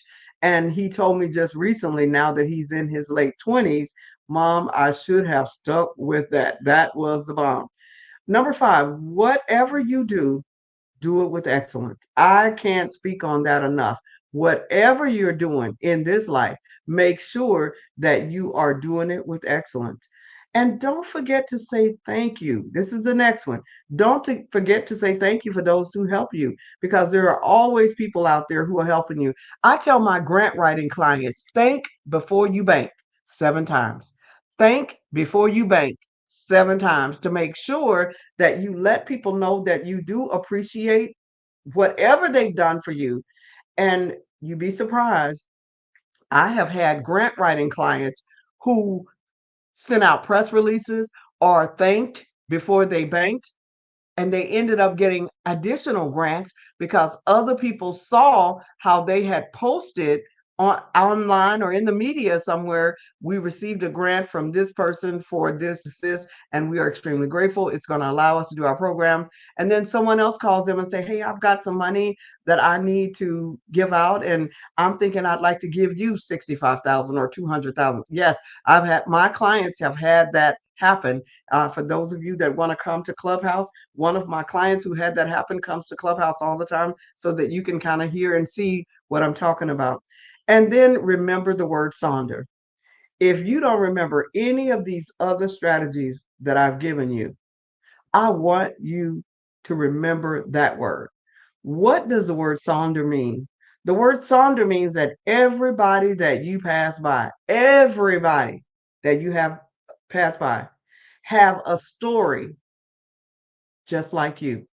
Sometimes we feel like because I'm Black, I can't get this. There's this statistic about us. There's educational statistics. There's personal growth statistics. There's all kinds of statistics about us. Some negative, some positive. Mostly negative. But you don't have to take every statistic and apply that to your life. I tell people, dig deep down into your DNA and pull out some of those DNAs of those kings, queens, administrators, those people who built pyramids that they still can't figure out. Pull out some of that DNA. Stop pulling out the DNA of Nook Nook and Ray Ray that got into trouble, went to jail, did this and that and the other. Pull out some of that positive DNA so that you can become that asset millionaire that you are, and not only become the asset millionaire, but deploy those assets so that they can become cash flow. Remember the word Sonder. Every stranger you meet has a story. I've talked to billionaires, billionaire kids, I've talked to millionaires, and I find out that many of them feel like they've had just as much trauma as you have. They feel like they've been through just as much as you. I talked to a billionaire's wife a few years back, and she said, my kids don't talk to me. And I'm thinking, I may not have as much money as you, but I don't know how I would feel if my kids didn't talk to me, because I love my children. I wouldn't know how I would feel. That would be just life most miserable. So I finding myself praying for this woman. Yes, she's one of the richest women in America, still is. But I found myself there standing with her, praying with her that her kid, because I'm feeling sorry for her, that her children, that they would be reunited. And thank God I saw in the news a couple of years ago that they were reunited. And I was so thankful for that, because I can't even imagine life like that, to where that my children and I were not in communication. So just remember the word Sonder. Everybody has a story as unique and different as your story. So stop feeling sorry for yourself. Dust yourself off. Use some of these tips that I've given you in discovering, designing, defining, and deploying your gift and talent. And if you're interested in getting the book, because there's so much more in the book than I can cover here, it's a workbook. So you will work your way through this so that you can discover, design, define, and then deploy your gifts and talent. But I want to go through one of the exercises with you. It's an activity that I have developed in here. And what you do in this activity is I'd say close your eyes. And what I want you to do is reflect on what brings you joy, fulfillment, a sense of purpose. Consider how you would use your talents and passion if financial constraints were no longer a consideration. So this is how we're going to do that. We're going to imagine that after 1 year of being a multimillionaire or billionaire, wherever you need to fall, wherever you fall, after 1 year, you have traveled all you wanted to do, you have helped your family, you have helped your children, you've helped your friends, you've started businesses, you've traveled the world, you've done everything you wanted to do. And you wake up one morning and say, what am I going to do with my day? Because you've done all of these things. It comes back to purpose. If you can think about that and think about what you would be doing with your life after 1 year of being a billionaire, that will probably get you closer to purpose, because no longer are you defining your goals based on poverty. No longer are you defining your goals based on my Uncle Nook Nook and Ray Ray were drunk, so I'm going to be a drunk. I've never been exposed to anybody else, nobody in my family. No longer are you defining yourself by that. So if you can put yourself in the place or in the mindset of a multi-millionaire, billionaire type, and I know that money is relative. I'm thinking one way, and I have an assistant who is going to school here from another country, and she was talking to me about how their goats are so valuable where she lives, and she was talking to me about how someone stole 6 of our goats and this and that, and it made me think I will not again talk to people about an amount of money, because I remember when I was young and married and we were short $5, it was the same feeling as I had when I was short on a payroll and it was $50,000. Or it's the same feeling as if you need $500,000. Her 6 goats was just as important to her as that $5 shortage or that $50,000 shortage or that $500,000 shortage or that $1 million shortage. So it doesn't matter whether it's 6 goats that someone stole or you're $5 short or you're $50,000 short. It's the same feeling. So make sure that, so I can't tell you what you're looking for, whether it's hundreds of thousands, millions, or billions. But wherever you can imagine yourself, if you can just imagine yourself as having the wealth and having done everything that you wanted to do, whatever wealth is to you, if it's 6 goats or 600,000 or 6 million or 6 billion, whatever wealth you can think of, you've already experienced that for a year. Now you want to think about, what are you going to do with your life? That's going to help you discover your purpose, because it's going to help you determine those things that are important to you. Now I'm going to go back through these 4 areas again that you need to look at when you are discovering, designing, defining, and getting ready to deploy your life purpose and aspirations. So number 1, step 1, you want to discover those goals. And I gave you 7 steps for discovering those goals. And those 7 steps again are: use personality tools, look through your phone, Look for opportunities that you value. Look for opportunities that you enjoy. Listen to those around you about your good and bad qualities. Remember those things that you were passionate about in your childhood.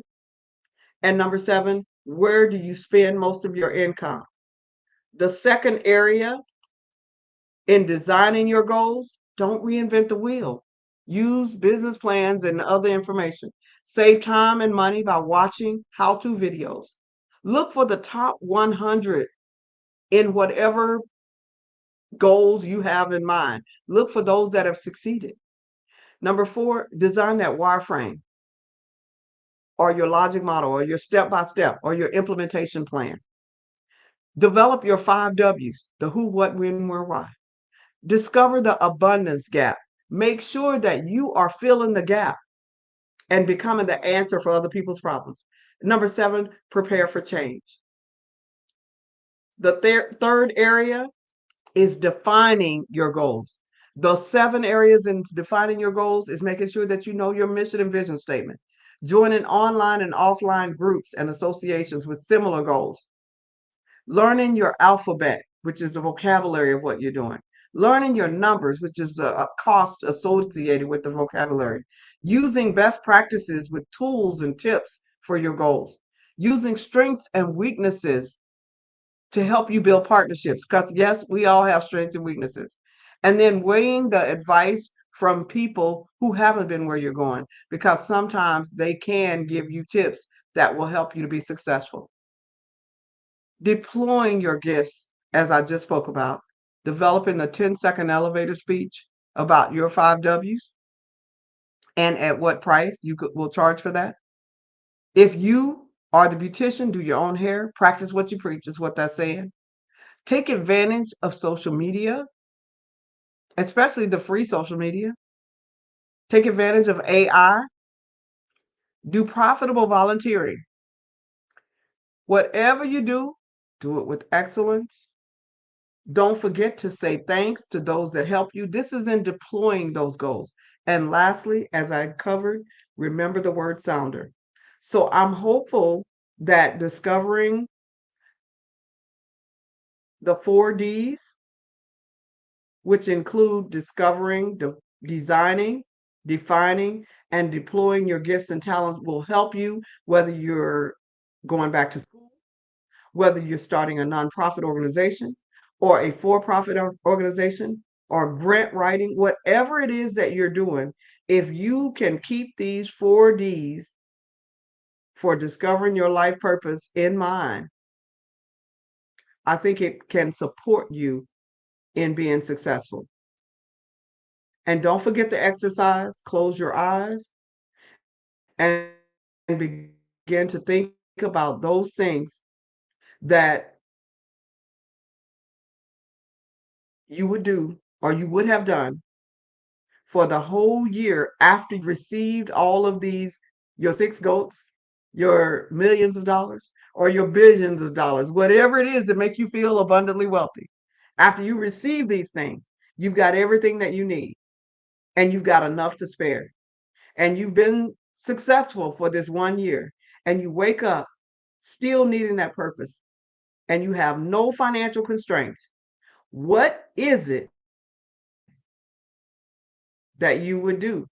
And if you can begin to write those things down that you would be doing, I can almost guarantee you that you are closer to your purpose.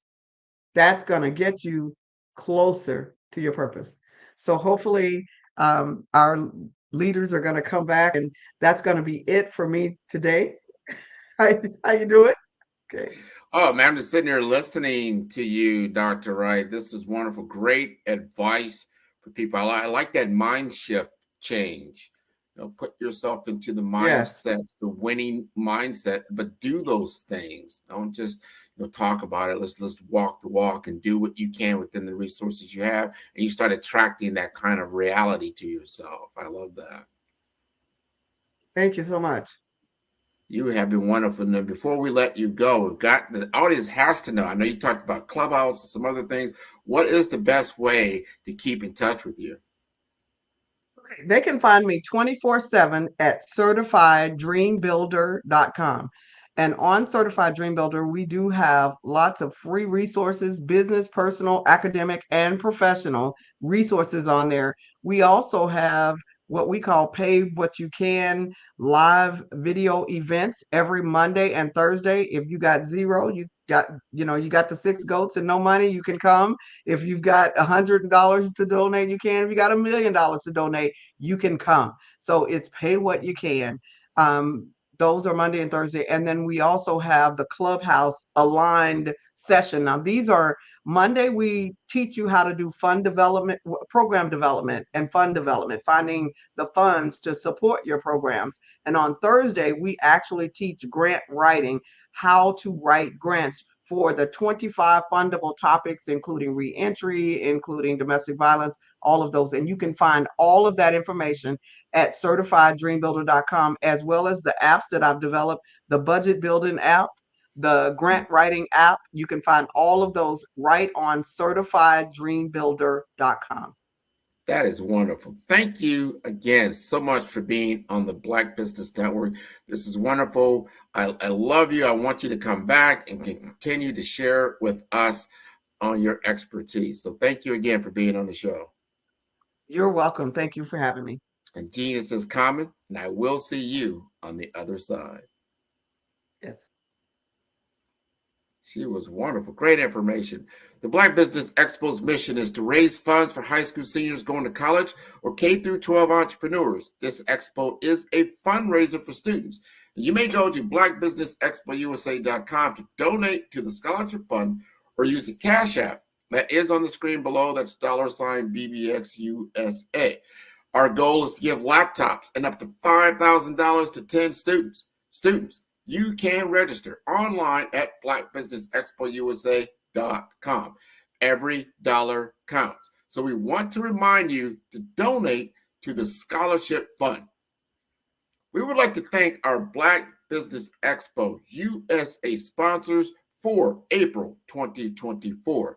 They include NC100, Moody Capital Partners, Suede Soul, 5-Star BDM, Lotus Rocher Coaching and Training, Carolina, Virginia Minority Supplier Development Council, Step Management, Hello LLC, BHS and Associates, Margie McLean Foundation Incorporated, Genius is Common, Earth Essentials, Milani Shani Global, Executive Women's Success Institute, The Quality Coaching Company, Superwoman Business Services, Creative Force Studios, Lee Entertainment, Artistic App Design, Black Business Expo USA, Genius is Common, and I will see you on the other side. Did you know that approximately 333.34 million businesses exist today, according to a report from 2021? And you may be one of those businesses, or maybe you're not in the business market yet, but you're aspiring to be a business owner. Well, guess what? You're in the right place at the right time. Because let's face it, everything is about timing and opportunity. Hi, my name is Dr. Lotus Rocher, and I'm the CEO and founder of the Lotus Rocher Coaching and Consulting LLC, along with the Lotus Rocher Ignite Show. 15 minutes of success with Dr. Lotus Rocher, as well as books to boom your business and bring who you are. And today, I want to bring this amazing message to you about the Black Business Network and the Black Business Olympics. See, the Black Business Network and the Black Business Olympics is designed to help people just like you, that's right, that look like me, to take their business to the next level. Not just in your front yard or your backyard, but globally. The Black Business Network and Black Business Olympics is designed not to just help you survive, but to help you thrive. So join us today as we come together with businesses all around the world to support our students, our children, our young teens, our young entrepreneurs. What we do is we come together to help raise funds for students, who are aspiring to be business entrepreneurs, who are aspiring and who are thriving in college. We endow them with a wonderful opportunity to gain scholarship of either a laptop or several thousands of dollars. And we invite you to help be a contributor to this amazing opportunity to help someone that looks just like you. So join us today at our website and let us connect with you and help you ignite and take flight in every area of your life on the Black Business Network and the Black Business Olympics. I'll see you on the other side.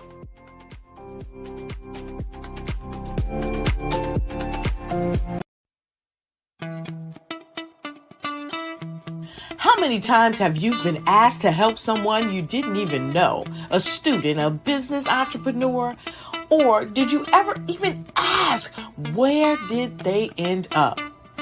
That business, that friend, that entrepreneur. Well, just maybe they ended up in a gang, bankrupt, homeless, or worse, dead. Maybe they turned to crime, drugs, and alcohol. Did you ever wonder? Did you destroy their dream, or was your life always so easy? At the Black Business Olympics, we started a movement to help students complete. Give them hope and foster success. Help them to leave their dreams of providing laptops, computers, and up to $5,000 in scholarship funds. Today, we ask you to help a student, a business owner, or an entrepreneur to realize their dream by sponsoring them, supporting them, and buying from them. Consider this. With $1.6 trillion in our Black community, we only ask for a small donation for our students, our businesses, and our entrepreneurs. And you can change a life today. So I ask you, what are you going to do? Sit on the sideline and watch our students in high school be losers, miss out on their dream from lack of resources? Or are you going to donate to the movement and change their future and yours as well? Give us a call today at 919-308-9090. Change their life by investing with action to the Black Business Olympic Fund. The Black Business Olympics, one of the largest business showcases of Black business in the history of the world.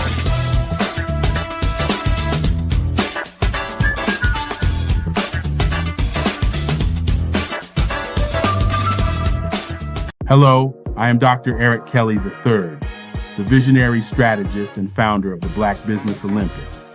I invite you to showcase your Black-owned businesses on the Black Business Network global stage. The Black Business Olympics is a global Black Business Network platform that propels Black-owned businesses into the international spotlight.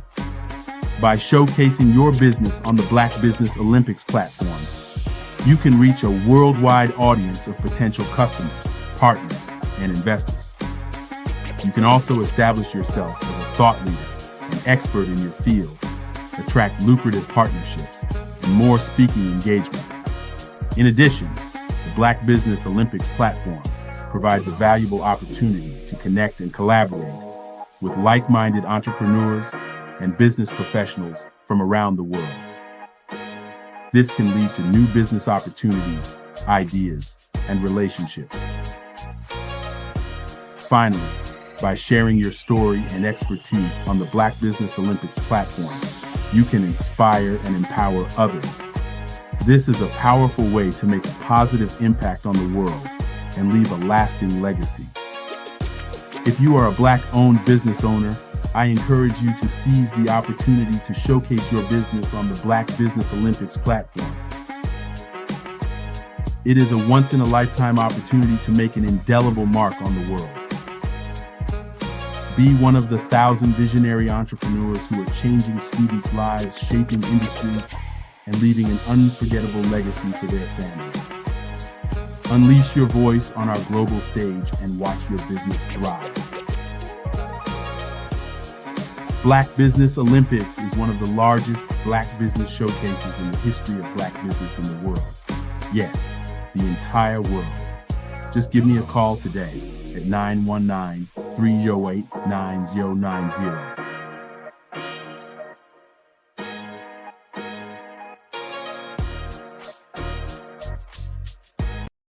I am from Washington, D.C., but I was raised in Durham, North Carolina.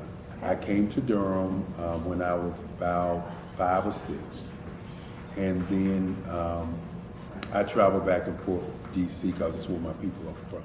One of the unique things about my family is my mother, she's also an artist. She does quilting, and she does a lot of artistic things. And then my son, he draws with both hands, his right hand and his left hand like I do. So that's kind of a family trait.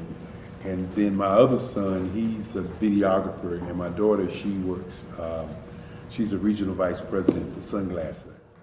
When you start out drawing and sketching, you want to continue to explore, you know, each avenue. I do pastels, I do pen and ink, I do painting, I do acrylics. I haven't done oils yet. But I try to do all facets of art. What I say to a lot of times to people is, you know, you can't put yourself in a box when you're an artist. You have to explore. And over the course of my life, I've tried to explore different mediums. I also do sculpture as well.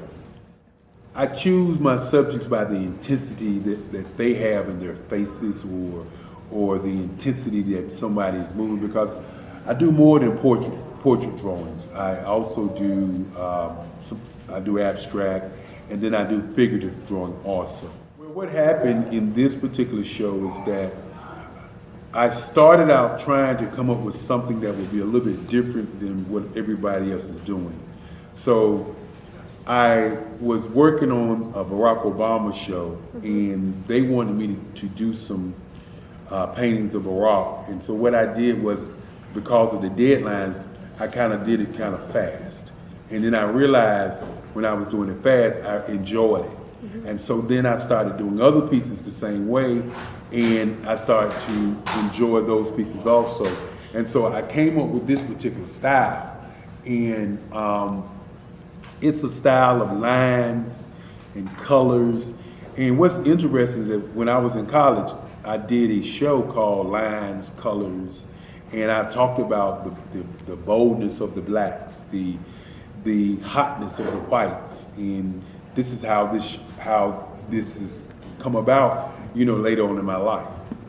And the colors comes from a lot of the entertainers that I work with, where they wear different colors. They don't wear, you know, your plain reds or your whites. They wear different colors, and so that's also another piece of what's giving me the colors. The subtitle of this show is Faces That Speak Life. That's real critical. Faces that speak life. Each one of these pieces is a life source and a life energy that's being put on display for people that are looking at them. You know, I always say in terms of my art, it's not important that I draw them. It's important what you get out of what I draw. You know, I don't try to just draw it because you like it. People wanted me to do prints. I didn't do prints. You know, people asked me to do different people, but the people that I choose are people that make a difference in the lives of people in the world. So the human landscape idea was, again, as I say, the lines represent your emotions, it represents your ideas, and it represents your journey as a human being. And that's why you get the different pieces and the different looks. And as you notice, I try not to do one look that looks alike another look. And that's what's the most important part of this show. Artist to me is a creative expression of something from nothing. You know, it explodes onto the canvas, or it explodes on in my work. One of the things that I try to do more than anything is I try to just give the lines and the movements and emotions and expressions into what I do. Art really means to me a chance to express how I feel deep down inside. Most of my art begins as a thought that I might have, whether it's sports, whether it's history, whether it's a woman or a man. It pretty much starts as an idea of thought before I get into the actual image of what I'm going to draw. I do a lot of historical pieces. I was a history minor in college, and I love to do history pieces. And a lot of times I'm thinking about history, and then I try to make that history impact you as you look at it. That's one of the reasons I do pictures so large. People ask me, why do I do the pictures so big? And I tell them, I want the piece to impact them as they're looking at it, to kind of dominate them, dominate their space. And most of my pieces I try to do off page. I don't try to do anything that's going to be in those four corners or in a square. And I want your imagination to be a part of the piece that you're looking at.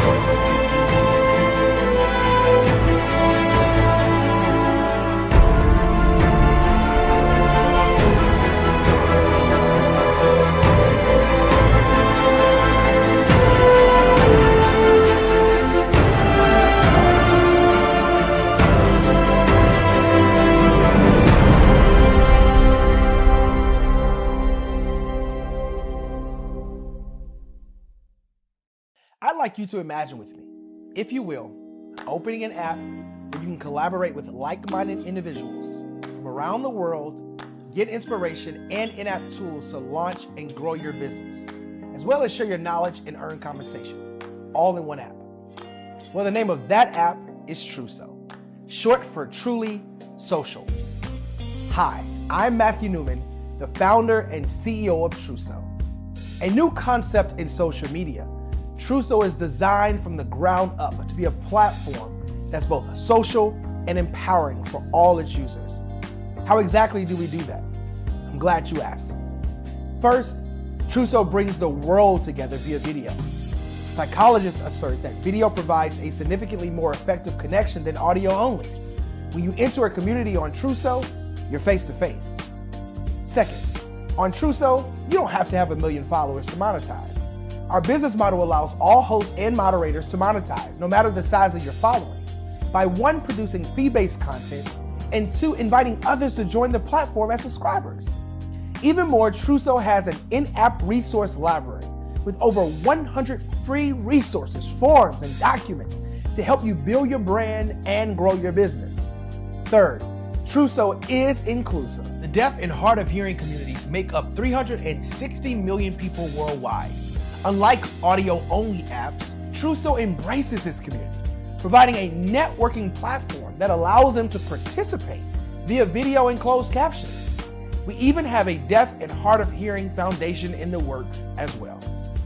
Fourth, Truso is both social and safe. We refer to Truso as a virtual extension of the beauty shop, barbershop, and brainchild of the community. A place where there's laughter, along with wisdom, growth-oriented conversation, and genuine connections in a safe space. Truso even has proprietary security to ensure we maintain a safe environment for everyone. Where are we at now? Truso is live, y'all. We've launched in beta and we're acquiring users daily. We have an incredible development and marketing team, plus amazing celebrity influencers at the table, helping us spread the word around the globe, beginning within the African diaspora and beyond by creating a safe space for growth, connection, and collaboration. We're truly excited about Truso.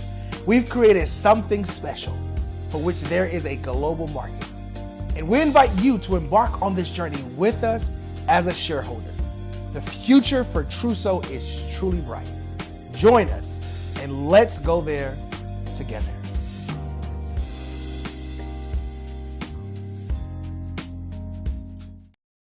Are you a forward-thinking entrepreneur or business owner? The world is changing faster than ever, and it's time to pivot and adapt to the future. Hello LLC is here to help you do just that. Hello stands for helping enterprises leverage leading-edge optimizations. Our innovative solutions can streamline operations, reduce overhead costs, and give you a competitive edge in a market projected to reach $5 trillion by 2030. By pivoting to the metaverse, businesses can tap into a rapidly growing market that is projected to be a significant part of daily life for 25% of Americans by 2026. As a full digital metaverse agency, the Hello LLC can help you create custom solutions to streamline operations, increase productivity, reduce costs, and drive brand recognition. Why should you pivot to the metaverse with the Hello LLC?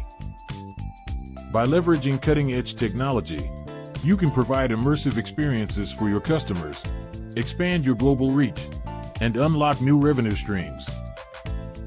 Contact us today to make the pivot. Hey everyone, it's Grant McGaw, CEO of 5-Star BDM and host of the award-winning Follow the Brand podcast and TV series, where I help you to build a 5-star brand that people will follow. My genius is personal brand development through intelligent communication and helping you achieve your business and career goals. I am a requested speaker on digital technology and brand development issues. I want to work with you to increase the value of your current opportunities while attracting new ones. Every one of you is unique, and we all share challenges that can be addressed through smart branding. As a super connector, I work with you as an executive coach to guide you along the complicated business and career development road, providing the enhancement tools and information you need to succeed. Together, I will help you succeed in today's challenging business climate. I will evaluate and measure your progress. Best of all, I am right alongside you every step of the way. Build the brand called you. Genius is coming. Follow the Brand TV broadcast host, Grant McGaw, as he visits with top executives and entrepreneurs to find out their secrets of success with their personal brand. Follow the Brand TV broadcast host as he focuses on brand development to build better relationships, bring value to your business, relationships, and career. You will enjoy listening to each episode that is tailored to speak to you directly. If you're looking for this type of clarity in terms of building your brand, you have tuned into the right station. Each episode will help you to shape a conversation in the 5-Star BDM network of 20,000 professionals and become a springboard for your corporate engagement and business opportunities. Each guest will frame their story in the areas of personal branding, business development, career development, financial empowerment, and technology innovation. Grant McGaw explains why he is the CEO and owner of his own professional career.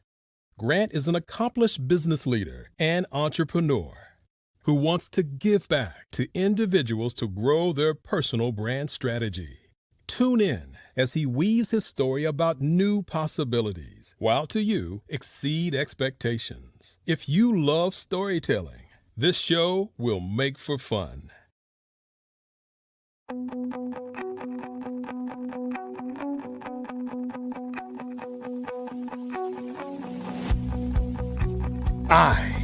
am Black Business. From the moment I wake until the time I sleep. Yes, I am Black Business. I am Black Business. Tell me, are you Black Business? I am Black Business. Do you support Black businesses? Listen, I support Black business because I am Black Business. Black Business Expo, one of the largest business showcases in the history of Black business in the world. The world! Sign up today at www.blackbusinessexpousa.com or call 919-308-9090.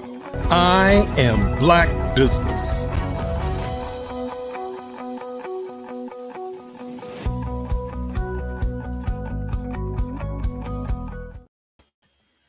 Good day, business owners, entrepreneurs, thought leaders, and corporations.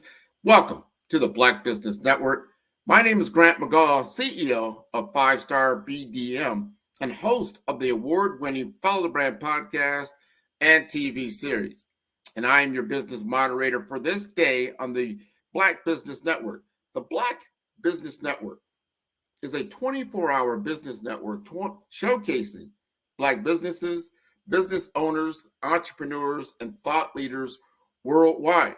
We have speakers from North Carolina, London, Singapore, Africa, Japan, and cities all over the United States.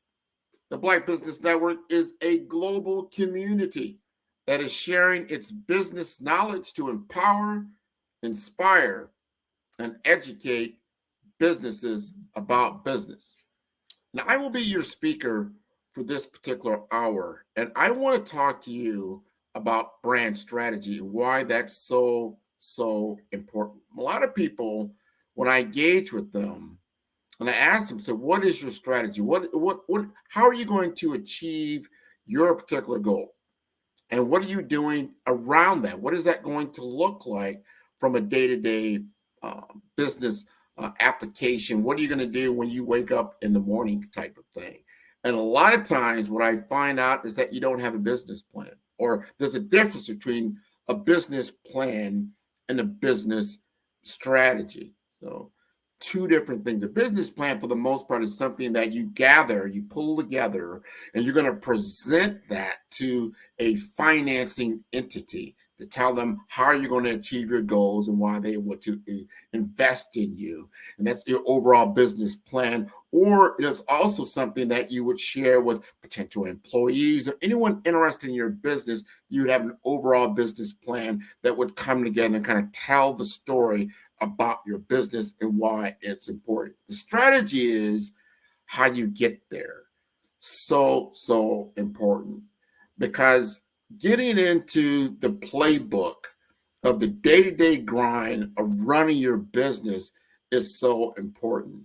And if you just kind of like, wake up each day and you don't have a very succinct plan for your Monday, Tuesday, Wednesday, Thursday, Friday, what you're going to do and what is important, what is your focus on, what is your revenue generating activity. And that is so important when you start looking at an overall structure of a strategy of how you attain the goals that you've set out in your mission. And a mission is very, very important, because you look at your mission, you kind of unfold it. Everybody has seen that movie, Mission Impossible. He's given a mission. He goes into this, dark room. He finds some kind of way, and his mission comes out. And the person who's employed them says, hey, I need you to go out and do this impossible task. And then if you're successful, you're going to be able to get more opportunities, that type of thing. That's your mission, right? What is your mission state about you? And why is that important? Because if you don't have your mission, this is your guiding overall framework for why you're doing what you're doing. What is the big why that you're here for? My mission is around small business development. I want to take my 20, 25 years of corporate experience and bring it to the small business owner. I want them to understand what it takes to be successful, because even though I was in Fortune 500 companies, that's a huge either national or international corporation, but they still operated in departments. So a department is really like a small business. So I'm very, very familiar with the tenets of small business operations and what it takes to be successful on a day-to-day basis. And as a more of a individual contributor, as an account manager or a business development manager, I understand ownership. See, in entrepreneurship, you've got to take ownership of your particular business model and then have goals that you set for yourself and then reach those goals or exceed those goals. And you've got to have an overarching strategy to do that. Now, when you're in the sporting arena and you have a coach, and that coach now then recruits his team. He says, you know what? I need a quarterback. I need some running backs. I'm going to need an offensive line that can block. I'm going to need my wide receivers that can catch the ball from the quarterback. And I need a stellar defense because the other side of the ball also has an offense that's trying to score. And the strategy is like, how am I going to achieve that goal? And each business opportunity that you involve yourself in is a game. And if you're following sports, and I love the sports analogy, is that each opponent that you're going to go against has a different strategy. It's not cookie cutter for every single game, every single business opportunity that you're involved in. All of them have different nuances. They have different strengths. They have different weaknesses. There's different opportunities. And obviously, there's threats. So there's a SWOT analysis that you're going to have to do for each and every engagement that you involve yourself in. And you've got to understand the objectives. Have you defined your objectives in very succinct manner, meaning you have objectives and then you have results from those objectives that you want to achieve. And then what are the tactics that you're going to use to achieve those results? That is what is so important, especially when you get into the brand world. You're going to have brand objectives. And these are business objectives simultaneously. That's why I do branding and I do business development, because I see them working together a lot of time. If you've got a great brand, that's going to help your business development actually to operate easier than if you did not have a brand, and vice versa, right? Very, very important. So I want to ask you this, and this is from a branding perspective. Do you have a dominating market position statement? What is your dominating market position statement that says, this is who I am? It's a bold statement. It's part of my BRAVE framework that I use in my strategy, BRAVE, right? Because you've got to be brave. You've got to be bold in today's business world, right? So that B is so important when I'm talking about the BRAVE framework. It's a bold statement. What is your dominating market position? My dominating market position statement is that 5-star BDM, we create 5-star brands that people will follow. That is my dominating market position. That is what I'm leading with. That's my chart. That's my flag. That's what I'm going out. That's like, and when you see my logo, that's what you say, you know what? That's 5-star BDM. He actually build 5-star brands that people will follow. Those are personal brands. Those are business brands. These are brands that we're creating that has a voice, that has a pulse. And that pulse is to have people to follow them. When you have a charge, people like to follow leaders. You have to have a leading statement. So when you have a leading statement, you automatically attract followers. Like, I believe in that. That's a cause I believe in. I'm going to follow that. That's interesting. I like what you're saying. So that's part of that big, bold statement that you want to get out there. A lot of times I say I'm pioneering the future of branding. I'm empowering businesses. I'm enriching communities. I want you to join me in doing this. It's part of my bold statement. It's part of my brave framework. And you've got to have a signature branded program. I always encourage my business owners when I'm consulting with them to have some type of signature branded program. Like, what do you mean, Grant? This is something that you're doing that is different. It's a differentiator from your competition. What is their signature brand program? When you think of 5-star BDM, what is my signature branded program? It's Follow the Brand, the Follow the Brand podcast, right? Where I feature business owners, entrepreneurs, career professionals in areas of technology innovation, career business development, financial empowerment, brand mastery, personal branding. This is my signature brand program that I lead with every single day. Every week I have a new episode. Every week you can see it as a TV series as well as an audio podcast. This is a signature branded program that I'm putting out there that's building brand awareness constantly. And if it's doing that, it automatically goes to the next level. People will do in their contemplation of if they want to do business with you. It goes from awareness, and then it goes to consideration, and then it goes to conversion, where you're actually engaging with them in sales activity, right? So I want to ask you, what is your signature branded program? What does that look like? Do you have that? Has that come together for you? And as you're thinking through that, think about your competitive landscape. Have you done your research? Because that's the R in the BRAVE framework. I talked about the B, being bold, your brand identity, right? So important. Your brand strategy, so important. Now we get into the R, that's your research, the market research, and understanding the competitive landscape. A lot of times, and I've seen it so many times, when people want to go into business, it's, you know what, I'm ready. I'm ready to do this. I have the technical skills to be effective in the market. Now I'm asking, all right, define your market.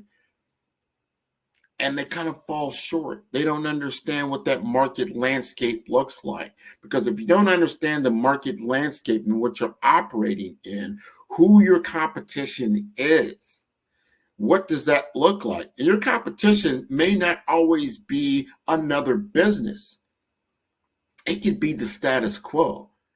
This is really the biggest, and I have found this so many times in my sales career and my journey in corporate America, that the biggest problem, biggest obstacle wasn't another company that did something similar to my product and services. It was the status quo, the mindset. They did not want to change. They want to keep doing the same thing they've always done. And that is a big inertia that people naturally don't like to change. So you're offering change. And if you're offering change, you have to understand that your competition actually is the status quo. And you need to actually market to that and understand that. And understanding your audience's position, your customer's position. Sometimes people think about positioning, they're thinking about their position in the market, where they're, I'm at the low end, I'm at the high end, I'm offering, high pricing, I'm on low pricing, where am I at? Am I in the niche business? Am I at the more prestige part of the echelon? Like, that's not what I'm talking about.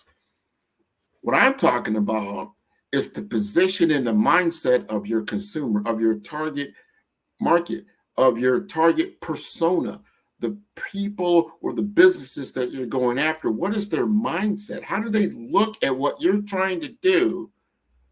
And how does that change their business? And is there an impetus to change?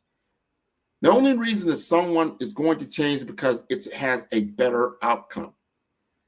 And I have talked to business owners about this very fact, that organizations and people don't buy your products and services, and they get a big What do you mean they don't?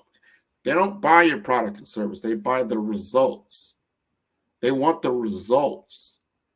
So your positioning has to be around the new results that they will gain if they do business with you. What does that look like? And you have to understand the financial metrics around that. What are they going to gain by working with you and your company that they can't gain by doing what they're doing already? Then it starts, once that's been established, right? Now they're in the consideration phase. And then they start thinking, all right, I hear what Grant's saying. I see what 5-star BDM does for products and services. I see that they're offering a different result that's 5x, 10x better than what I have today. I'm going to consider that. And you know what they're going to do then? They're going to do more research. They're going to start saying, okay, I have 5-star BDM over here. Let me see companies that are similar to his and see if I can get a similar result by working with them, but maybe at a lower price point or something to that effect that I can't get from them. Now they're starting to do research on you. And that's when you need to understand the other part about knowing your competitive landscape, understanding the market size, understanding who they're going to truly go to get that comparison, because that's all they're doing. They're going to compare you with someone else. What does that look like? So you need to understand those competitors in that space. And if you understand that competitor in that space, you can even recommend to them, you know what? You need to go talk to so-and-so or talk to so-and-so. They do something similar to me. You're going to find out some things, but you already know your heads and tails above them. You already positioned yourself through your messaging that everything they're going to potentially get from them, you're going to be able to offer them something better. And you have an irresistible offering for them that the competition cannot deliver as well. And that's part of the foundations of driving brand and business development. And I want you to understand this at a very high level and understand the language of business. What are you talking about, the language of business? The language of business is money, understanding profit, understanding revenue, understanding return on investment capital, and the values of time. This is what they want to understand. They want to understand revenue potential. And what does that look like? You need to have a differentiated strategy that talks to this and talks in the language of business. So if you're only talking in products and you're only talking in services, you have not spoken in the language of business. You're only spoken in the language of the technical aspects of what you're trying to get across. And I've seen this over and over again in a lot of the companies that I work with, that they had this particular issue, that their messaging, their marketing was always in technical language, but they're not talking in the language of business. The language of business is financial. So when you understand financial language, that you can then explain them and understand that it can enable this financial gain through a technological edge or an enablement tool, you start to get their attention at the highest levels, right? Because that is what the C-suite is really about. They're kind of the banker of that organization. They're only going to invest capital if it says they're going to get more capital in return. So if I give you $1 today, I'm going to get $10 next week. That's a great deal.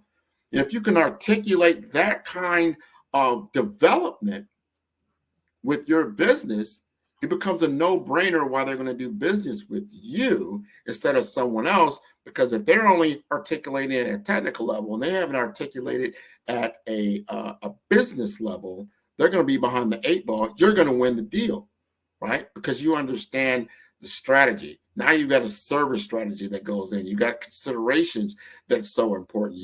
Then you start talking about success factors. What are your success factors? What is the strong network that you have, the unique value proposition? You're delivering measurable results. Because they're going to know, like, okay, Grant, I'm now considering you for this. Prove to me that you can deliver. Show me that you can do this? Can you show me another company that you work with like mine and deliver results? These are where your testimonials are so important. Your referral network is so important. Someone that vouches for you, someone that will advocate for you because you've delivered the results. This is one of the big things that people get in the sales game. Not because they just don't like salespeople, it's that they look at them and they're not trustworthy. They're not speaking the truth. And the reason why they get that kind of connotation because they don't tell people about the results. They start talking about the product and the service. And remember, people don't buy those things. They buy the results. So if you can talk about the results, you're going to be much further along. People are going to trust you more because, hey, you have a proven method, right? It's proven. I see it. 1 + 1 = 2 in his world. It's not a wiggle room. It's not a maybe here. It's going to be a strong result. And if we invest in you, $1 today gets me $10 next week, guess what? I'm definitely going to roll the dice and we're going to work with you because it's always a risk factor in anything that you do. And if you can articulate the risk before they do articulate the risk, because I guarantee you, depending on what it is that you are presenting to them as an opportunity of investment, they're going to look at the risk mitigation. Any chief financial officer is going to look at the risk. What is the risk? I can lose that $1 that I invested with you. Okay, what does that cost us? If we lose that $1, lose that time, lose all those different things. But if we win, we gain 5x, 10x in amount enough time. So they weigh those things out. If you can articulate those things as strengths in your particular proposal that you're putting together, you're going to go a long way. And then you could talk about the weaknesses. Don't let them assume weakness. There's always weakness in every proposal. Anything in life has strengths and weaknesses. It's just part of nature. What are those weaknesses? What are the conditions that could actually upset the result that you're trying to gain from doing business with you? And if you can articulate those things, it's going to go a lot better. I know in the world I was in, technology, there's always risk. And I would have conversations around this. They say, well, Grant, what is the risk? I want to get the results. The risk is, a lot of times, is adoption. Will your workforce adopt this new technology and utilize it? Because if they utilize it, we're going to get the result. If they don't utilize it, you won't get the result. It's like, I'm going to buy this car, but then they don't drive the car. It doesn't give you the result that you're looking for because that enables you to get to another location. Very, very important to understand your weaknesses or the weaknesses of the project and tell what the product or service that you're offering. What are the weaknesses, potential weaknesses that could occur? And if you articulate those things in your business proposal, your presentation, your messaging, they understand that because everybody, you're on this planet Earth, everybody understands that there's light and there's darkness. There's things that are happening that you don't want them to happen. There's always that, oh my God, that what if occurs. You want to be able to let them understand that you know these things. That you're not just assuming it's 100%. It's an A+ every single time. No, talk about those weaknesses so that all of a sudden you get buy-in and you're not just doing something that the customer's over here and you're over here. You're now in the middle. You're together. You articulate that we're doing this together. The results that we're going to gain comes from our collaboration of working together, merging our team. So we share in the results, good or bad. It's our results. So you want to get to that. And those are the great opportunities for doing business and being successful in your business because you have buy-in. So at the end of the day, before you even gotten the results, you're beginning to set up that referral community. People will speak very highly of you, especially when you're not in the room. And they ask, this particular individual, tell me about your experience with 5-star BDM. He's like, you know what? They took me through this entire process. And we talked about the project. We talked about the results, but we also talked about the detractors. We talked about the risk mitigation. We talked about how we have to work as a team to deliver this result. So we came together and we all had buy-in, and then we were successful in what we accomplished. So if you're going to work with Grant and his team at 5-star BDM, make sure your team is on board with what you're going to do. And you're like, wow, the sales game, this is what it should look like. This is how this should work. But if you're not messaging and positioning yourself in this way in the beginning, it won't work, right? Because you're going from awareness to consideration to conversion, and understanding that you have to have a framework in what you're working within. Because if you don't have a framework, it's going to bite you over time. So my framework, again, is the BRAVE framework. We talked about being bold, that brand identity. So important. Brand strategy, developing what that strategy is going to look like. We talked about research. You've got to do your research. You've got to understand your positioning. You got to understand your client. This is one of the big statements I make almost every single time I talk to an audience, especially around business. You have to understand your client and their situation and their problem better than you understand your own product and services. You will be so successful if you understand their problem, understand their situation much better than just your own product and service, because you're expected to know that. But if you articulate your understanding of their business problem and where they're at, and you can solve that big problem, like, you know what? We went out, we talked to everybody. We talked to IBM, we talked to Cisco, we talked to Lucent and Avaya, we talked to all these different people. They couldn't solve the problem. You can solve the problem. Show me. And if you solve that problem, you're gold.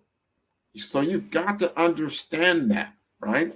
And then you start to develop, once you've got that put together, and you really start to get into your audience, and you really start to understand your audience, and you understand their persona in the brand world, the marketing where you talk about your persona.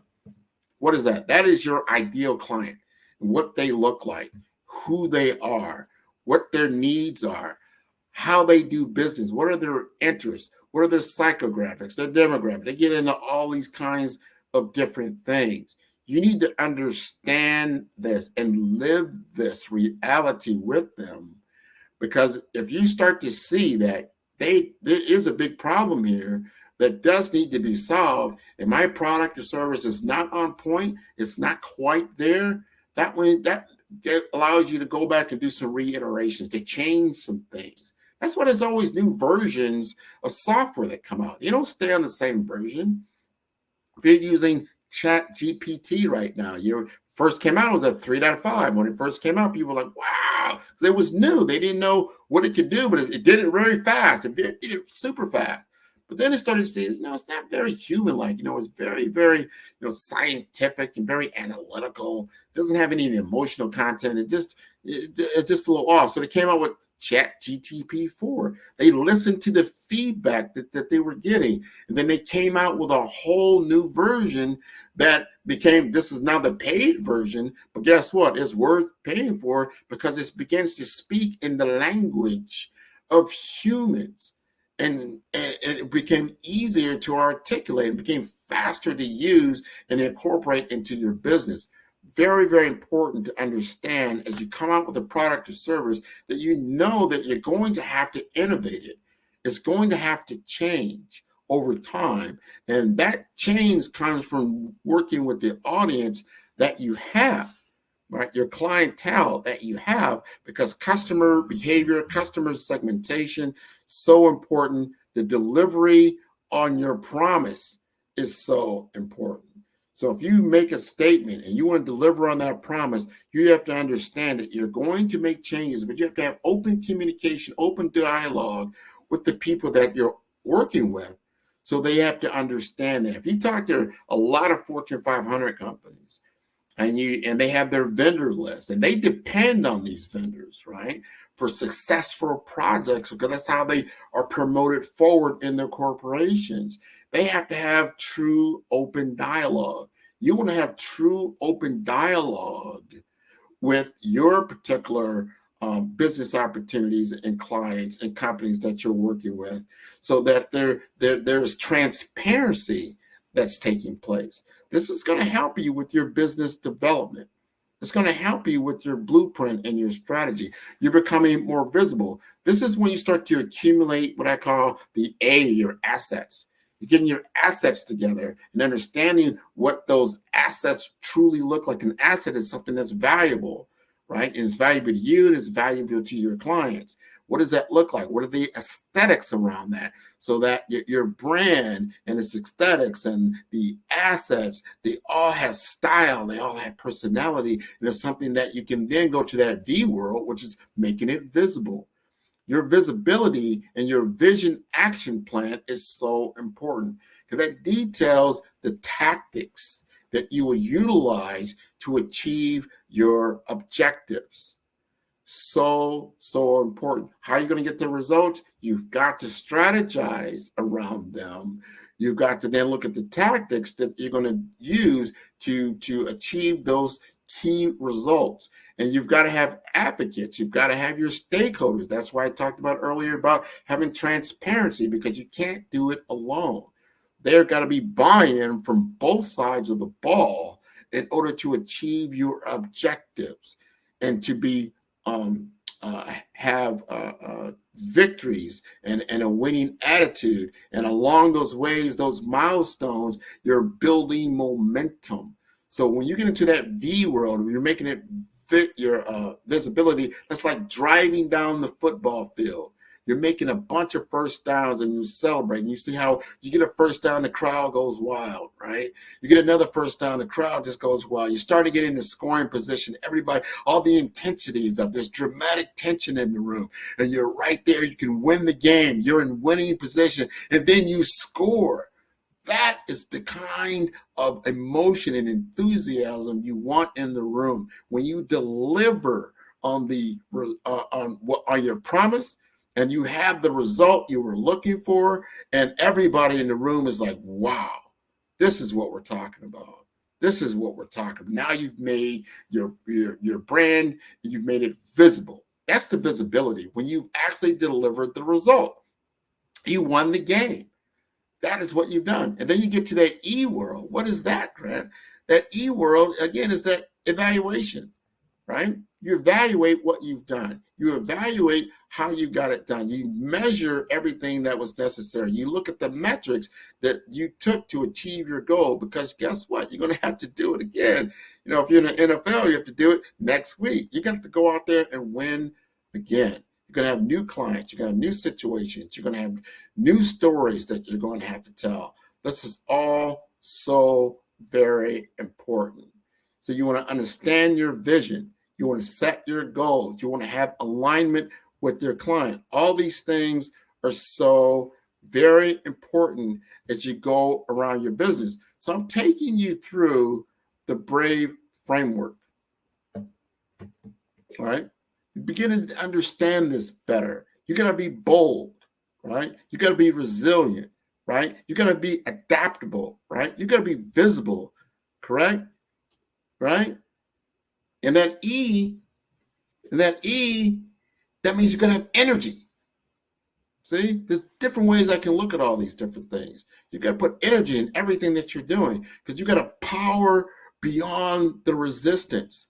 But you've got to do it in a very methodological way in order to achieve your results that are repeatable, because you want something that's repeatable, right, over time, so you can continue to move the ball forward. You got flexibility built in. You're ready to move and shake. So week after week, the different team that you're going to face, week after week, you have a winning attitude. You can go in there, you can win the game, and then you can strategize in what you're trying to do. If you want to know more about 5-Star BDM, I encourage you to go to my website at 5, that's the number 5, star, STAR, B for brand, D for development, M for masters.com. 5-star BDM. You can also send me an email at grant.mcgaugh, it's MCGAUGH at 5-star BDM.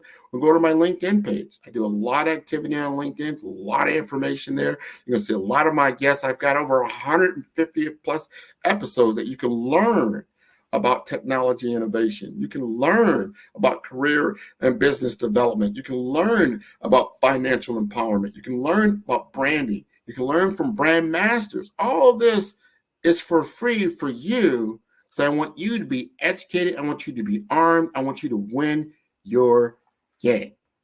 Very much so.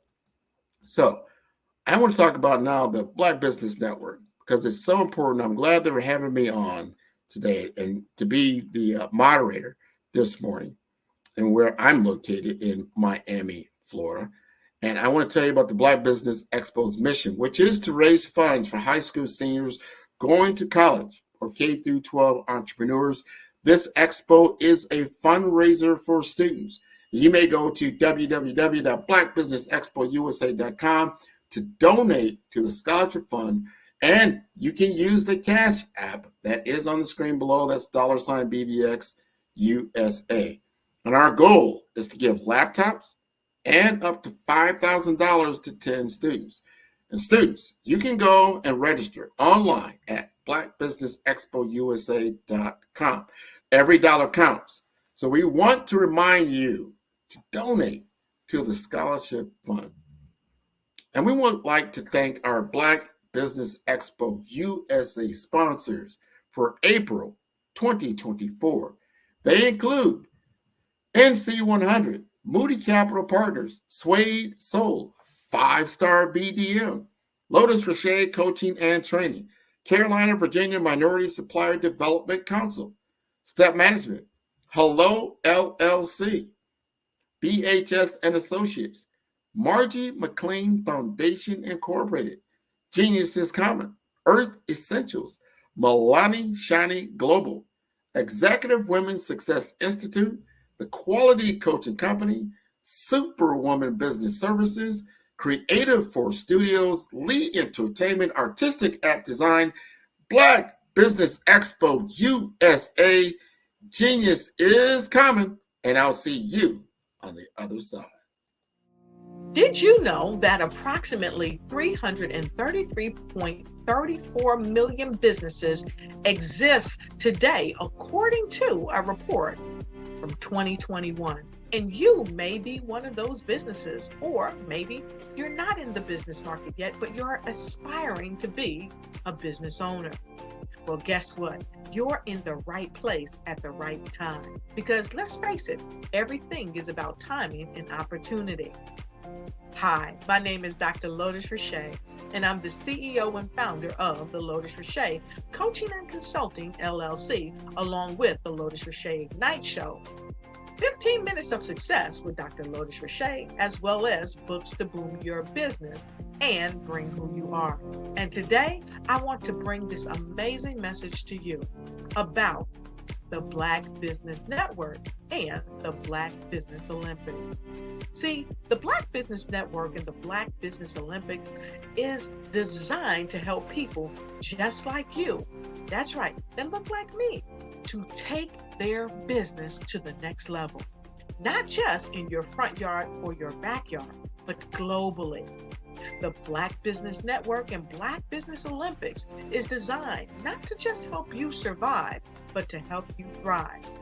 So join us today as we come together with businesses all around the world to support our students, our children, our young teens, our young entrepreneurs. What we do is we come together to help raise funds for students who are aspiring to be business entrepreneurs, who are aspiring and who are thriving in college. We endow them with a wonderful opportunity to gain scholarship of either a laptop or several thousands of dollars. And we invite you to help be a contributor to this amazing opportunity to help someone that looks just like you. So join us today at our website and let us connect with you and help you ignite and take flight in every area of your life on the Black Business Network and the Black Business Olympics. I'll see you on the other side.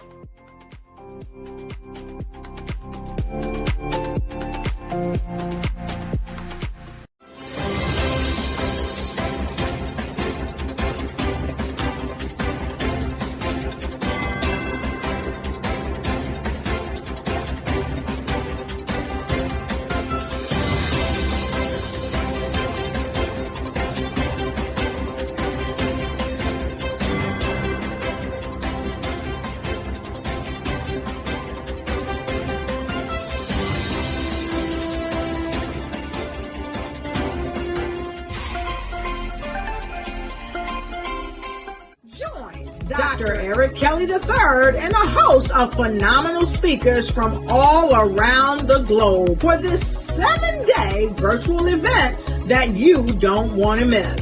The mission of the Black Business Expo is to raise scholarship money from kids all the way from high school all the way from college. The Black Business Olympics is one of the largest Black business showcases in the world. It is an opportunity for businesses and companies to showcase their businesses globally. We are going to be giving away laptops up to $5,000 away to students.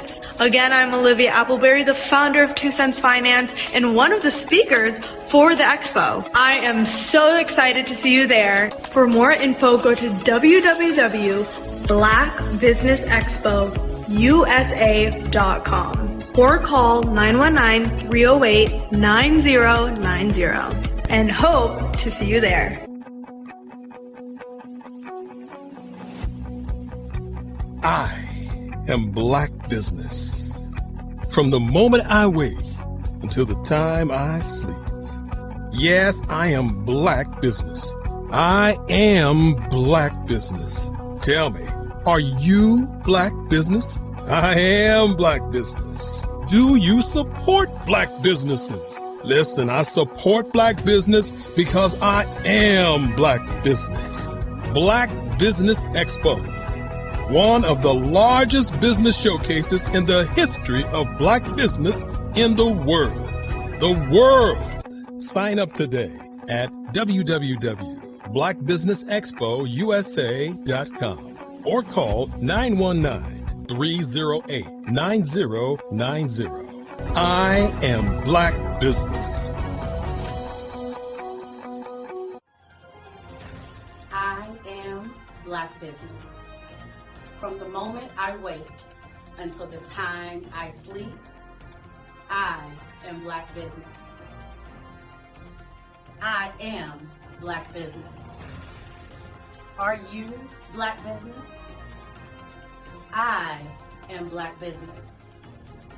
Do you support Black businesses? I support Black business because I am Black Business. Black Business Expo, one of the largest business showcases in the history of Black America in North Carolina. Join Dr. Eric Kelly III and a host of phenomenal speakers from all around the globe for this 7-day virtual event that you don't want to miss. The mission of the Black Business Expo is to raise scholarship money from kids all the way from high school all the way from college. The Black Business Olympics is one of the largest Black business showcases in the world. It is an opportunity for businesses and companies to showcase their businesses globally. We are going to be giving away laptops up to $5,000 away to students. Again, I'm Olivia Appleberry, the founder of 2 Cents Finance and one of the speakers for the expo. I am so excited to see you there. For more info, go to www.blackbusinessexpousa.com or call 919-308-9090 and hope to see you there.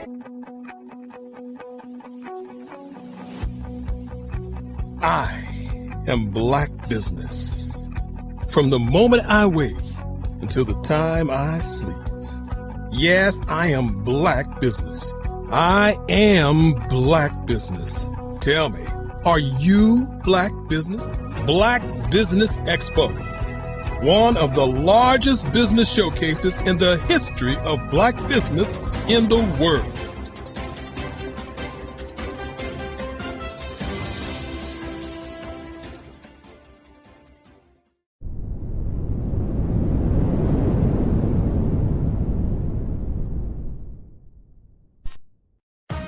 Are you an innovative entrepreneur or business owner ready to embrace the future of business transformation?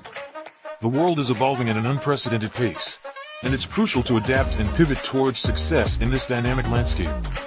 At the Hello LLC, we are dedicated to guiding you through this transformative journey, offering a comprehensive suite of services that extend beyond the metaverse and 3D immersive experiences. Our mission is to empower businesses and brands by assisting them in building, branding, systemizing, and automating their operations. We specialize in steering businesses from a two-dimensional existence to a thriving three-dimensional presence, where opportunities abound. We help businesses harness the power of technology to work smarter, not harder, enabling them to operate efficiently and stay ahead of the curve. Our diverse range of services includes Our Biz in a Box is a complete business solution package designed to jumpstart your entrepreneurial journey. From strategic planning to digital infrastructure, we've got you covered. Your one app, one tap solution. Our Motion Work AI videos transform your brand storytelling with our cutting-edge AI-driven video production, captivating your audience like never before. Our 3D VR environments will step you into the future of immersive experiences. With our custom 3D virtual reality environments that engage and captivate your customers. Lastly, in our Pivot membership program, we offer tailored guidance and support to either show you, teach you, or take care of the transformation process for you. According to a 2023 study by Fundera, a staggering 28% of small businesses in the United States do not have an online presence. This statistic underscores the importance of embracing digital transformation. Having a website is more than just an online presence, it's a gateway to unlocking numerous benefits, including reaching a broader audience, showcasing your products or services, generating leads and sales, establishing trust, providing customer support, and maintaining competitiveness within your industry. The Hello LLC is committed to helping you excel in all these aspects of modern business, not just limited to the metaverse alone. Why should you choose the Hello LLC to navigate this transformational journey? By partnering with us and harnessing cutting-edge technology, you can provide immersive experiences for your customers, expand your global reach, reduce operational costs, and enhance brand recognition, all while working with a company that holds integrity in high regard. Our commitment to ethical and principled business practices ensures that your journey towards success is not only innovative, it is also firmly rooted in trust and transparency. Don't wait. Take the first step towards a brighter business future. Contact us today to explore how we can support you in developing a remarkable digital presence and immersive experience that will leave a lasting impression.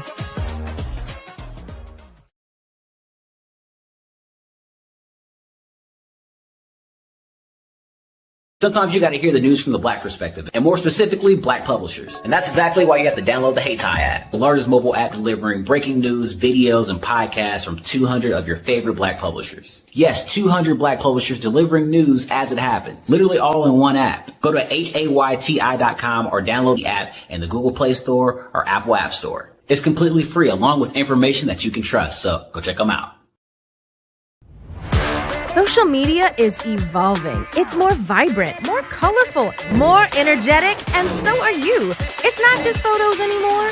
It's video, it's audio, it's subscriptions. And now there's Fanbase, a new monetized social network. Fanbase delivers the complete native app experience with full content monetization for every user. No algorithms that shadow ban your engagement or growth, and no ads. Follow anyone for free and subscribe directly to your favorite creators for $4.99 a month. Plus, show some love by tipping on any post. Also, make a Fanbase page and monetize your content the same way. Finally, connect with your followers by posting the amazing content you already create. And now, get paid for it. It's time to energize and monetize. Because everyone's a fan of something, and everyone has a fan base.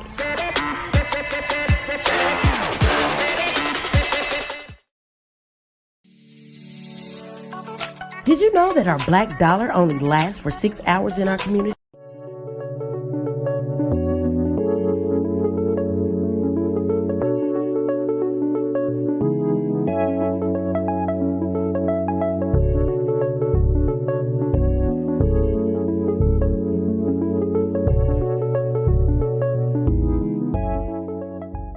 passion has been around helping communities of color and historically underrepresented and underserved communities, minority, rural, veterans, persons who are differently able, in the intersection of education, innovation, technology, industry, and let's throw some entrepreneurship in there just for fun.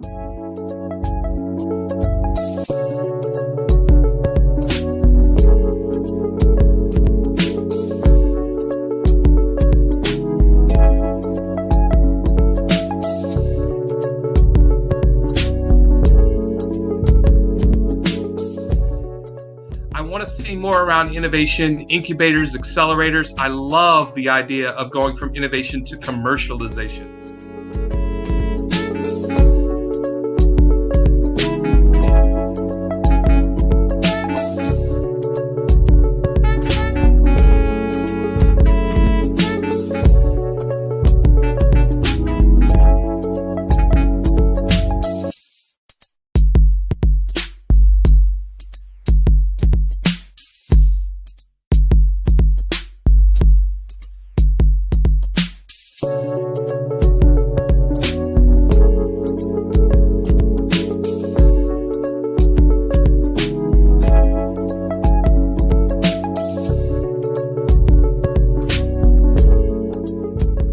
Five-Star BDM, Brand Development Masters, is a professional consulting and advisory group keenly focused on business development services for the small to mid-sized business and entrepreneurs.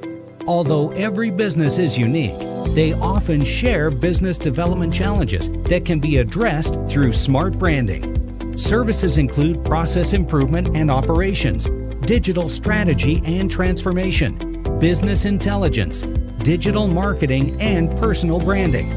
Our business and personal branding company has helped a number of professionals and organizations to optimize and grow. This results in more business, more opportunities, better reach, positive outcomes. Visit www.fivestarbdm.com today to learn more. Follow the Brand TV broadcast host, Grant McGaw, as he visits with top executives and entrepreneurs to find out their secrets of success with their personal brand. Follow the Brand TV broadcast host as he focuses on brand development to build better relationships, bring value to your business, relationships, and career. You will enjoy listening to each episode that is tailored to speak to you directly. If you're looking for this type of clarity in terms of building your brand, you have tuned into the right station. Each episode will help you to shape a conversation in the 5-Star BDM network of 20,000 professionals and become a springboard for your corporate engagement and business opportunities. Each guest will frame their story in the areas of personal branding, business development, career development, financial empowerment, and technology innovation. Grant McGaw explains why he is the CEO and owner of his own professional career. Grant is an accomplished business leader and entrepreneur who wants to give back to individuals to grow their personal brand strategy. Tune in as he weaves his story about new possibilities, while to you exceed expectations. If you love storytelling, this show will make for fun. I am from Washington, D.C., but I was raised in Durham, North Carolina. I came to Durham when I was about 5 or 6, and then I traveled back and forth to D.C. because it's where my people are from. One of the unique things about my family is my mother, she's also an artist. She does quilting, and she does a lot of artistic things, and then my son, he draws with both hands, his right hand and his left hand like I do. So that's kind of a family trait. And then my other son, he's a videographer, and my daughter, she works, she's a regional vice president for Sunglass. When you start out drawing and sketching, you want to continue to explore, each avenue. I do pastels, I do pen and ink, I do painting, I do acrylics. I haven't done oils yet.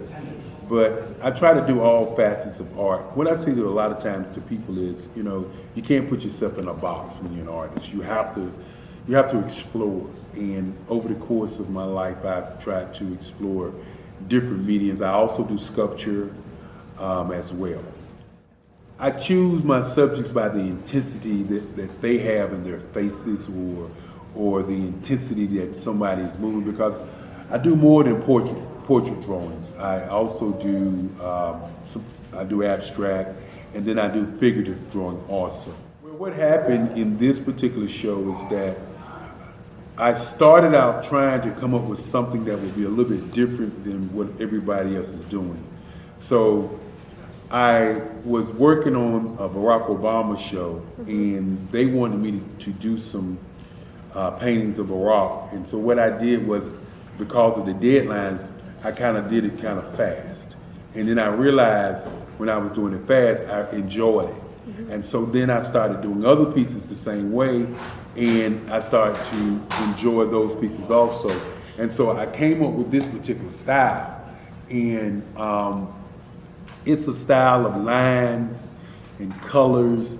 And what's interesting is that when I was in college, I did a show called Lines, Colors, and I talked about the boldness of the blacks, the hotness of the whites, and this is how this has come about, later on in my life. And the colors comes from a lot of the entertainers that I work with, where they wear different colors. They don't wear, your plain reds or your whites. They wear different colors, and so that's also another piece of what's giving me the colors. The subtitle of this show is Faces That Speak Life. That's real critical. Faces that speak life. Each one of these pieces is a life source and a life energy that's being put on display for people that are looking at them. I always say in terms of my art, it's not important that I draw them. It's important what you get out of what I draw. I don't try to just draw it because you like it. People wanted me to do prints. I didn't do prints.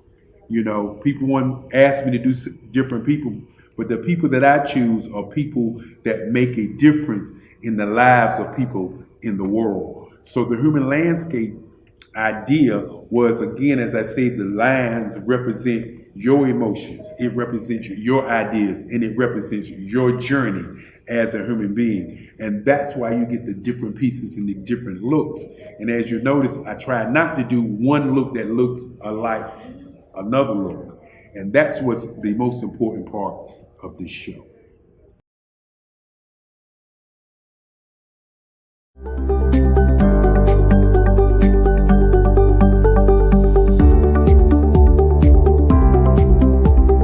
My name is Katie Bennett, and I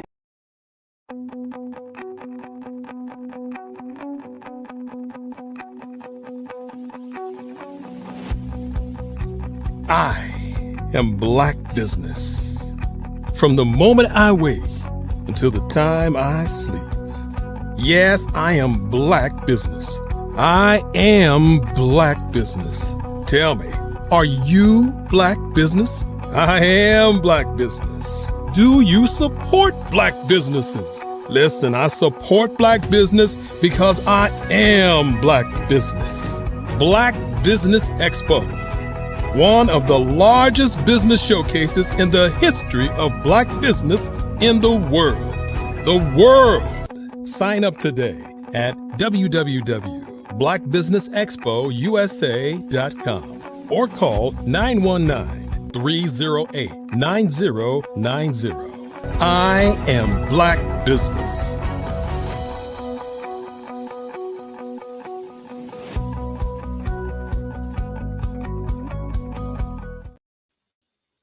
Good day, business owners, entrepreneurs, thought leaders, and corporations. Welcome to the Black Business Network. My name is Grant McGaw, CEO of 5-Star BDM and host of the award-winning Follow the Brand podcast and TV series. And I am your business moderator for this day on the Black Business Network. The Black Business Network is a 24-hour business network showcasing Black businesses, business owners, entrepreneurs, and thought leaders worldwide. We are speakers, from North Carolina, London, Singapore, Africa, Japan, and cities all over the United States. The Black Business Network is a global community sharing its business knowledge to empower, inspire, and educate businesses about business. And it is my pleasure to introduce a truly dynamic force, Andre Adams, a powerhouse who not only shatters glass ceilings, but also dives into life's adventures with unbridled enthusiasm. From skydiving and scuba diving to her love for tranquil foods and high-heeled shoes, Andre embodies a spirit fueled by curiosity and love.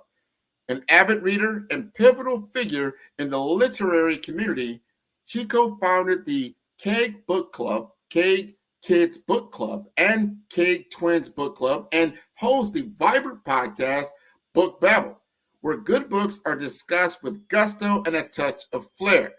Andrea's journey in empowerment and leadership was ignited under the mentorship of Les Brown and further shaped by John Tallarico at the Proctor Gallagher Institute, where she learned to harness her power voice. Today, she is a celebrated speaker, coach, mentor, and television co-host, passionately dedicated to inspiring others. Her work with the Global Kids Speak Oratory Club is transforming young lives worldwide, helping them to master communication and public speaking. As a multi-best-selling author and the entrepreneurial mind behind Adoranami Learning Institute and Caribbean Things by Adoranami, Andrea remains a vibrant advocate for A21.org, striving to end modern-day slavery. Let's welcome the sassy, bold, and unapologetically impactful leader, Andre Adams, to the stage. Hello, Grant. Thank you so much. Ooh, that does not sound like me. I love when you read it. That is all you. That comes from you. You've been doing a lot of great things in your life. I really appreciate you. I can't wait for you to share with us all these golden nuggets of wisdom. Genius is coming, and I will see you on the other side. Wow, thank you so much. Oh, it's just an honor, a privilege. It's just exciting to be here again on the Black Business Network. As Grant grandiously introduced me, I am Andrea Adams. Today, I will be talking a little bit about utilizing self-acceptance as a way to give you a better you for tomorrow. As we all know, as business owners, we can walk the walk, talk the talk, but if we are not great with ourselves, there will be a point where we reach to burnout, or there will be a point where we will just have that limitation and we can't find ourselves going any further. And one of the ways to be able to get ourselves over those hurdles and not reach to a place of burnout, or not to reach to a place where you're limited, you have to first of all do so by checking with you. And how do you do so? Is by accepting you, utilizing tools that help you to communicate with yourself so that you can become the best version of you. Of course, as business owners, many of us, we want to just be superheroes and we want to make the world a better place. That's why we create so many great things, so many great products and services that actually helps others. Because as we know, our purpose always lies with helping others. But in order for us to reach to that place where we can fulfill our purpose, in order for us to make the world this better place, we have to ensure that we can give the world a better person. And how else can we do so other than by self-love and self-acceptance? So I'm not going to hold you any further. Let's dive in a little bit into some of the tools and how you can use self-acceptance to free you, to heal you, and to help you to lead a life of radical contentment. Remember that compassion frees you and it heals you. Imagine that. Nothing is greater than freedom and feeling healing within your life. So When you think of having good emotional health in terms of happiness and self-esteem and self-confidence and optimism, mental toughness is what comes to mind, because these are things that we have to work on. You cannot have a fickle mind and be able to achieve these things. You might not consider the ideas of self-love and self-acceptance and self-contentment. Some people don't even think about that. They just go from day to day. But if we really think about it, each and every one of us, we're really and truly trying to reach to a place of contentment. Contentment is a place where we don't need anything and where we're completely satisfied as we are, just as our life is. How many of us are not at that place because we're always seeking more? We cannot find that place of contentment. Think of how many things that we do every day in order to feel content. And you may say, hey, I have reached a stage of contentment, but are you? Do you find yourself sometimes saying things to impress others? Do you say or do things to avoid being ridiculed by others? Do you work a job where you don't like so you can make more money to buy things so you can impress others? Do you exercise and diet beyond what is reasonable to look a certain way to have the approval of others? The list is actually endless. We spend a lot of time during our day trying to feel contentment. And even if we have not recognized it, naturally and innately, we are seeking contentment. However, these things aren't the path to radical contentment. Here's a little quote by Brené Brown. It says, the truth is, belonging starts with self-acceptance. Your level of belonging, in fact, can never be greater than your level of self-acceptance, because believing that you're enough is what gives you the courage to be authentic, vulnerable, and imperfect. Yes, she said it, imperfect. Because what is perfection? So, what is accepting? What is self-acceptance? There are many ways to look at self-acceptance, but some are more constructive more than others. So it would be a mistake to think of self-acceptance as a blanket acceptance for weakness or bad habits or negative tendency, in the absence of responsibility to continue to improve. Self-acceptance is not, it's absolutely not an excuse for you to become lazy. So please don't take my words as if I'm telling you, oh, just become complacent. You need to be content. You can still be content and you can still advocate to have self-improvement in your life. It also doesn't mean that you accept your fate and determine that nothing should be done to change your life. Self-acceptance is a reckoning within yourself. It is an acknowledgement of your shortcomings, your character, your strengths, your habit, your tendency. It's about facing the truth and accepting what the reality is. So once you know where you are, you can make a reasonable plan to move forward.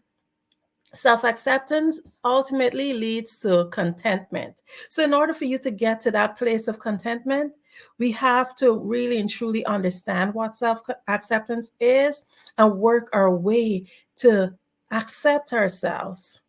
Once you've gained self-acceptance, then what happens? You gain confidence. And in order to really and truly accept yourself, you also have to understand that you're worthy and feel your worthiness. Remember, these are all different things and these are all different words that a lot of people tend to mix up and use interchangeably, but they each have different meanings. Because if you can feel your worthiness, then you can accept yourself, because you have to understand that you're worthy. In order to accept your worthiness, you have to understand and accept yourself. And in order to gain confidence and do all the mighty things that you want to do, you have to, first of all, accept yourself so that then you can get the confidence to go forward and do it. So self-acceptance ultimately leads to contentment because you're no longer fighting with yourself. Think about it. How can you be your number one fan and still your number one enemy? That doesn't make sense. Many of us we're in a battle with ourselves, and it's self-defeating.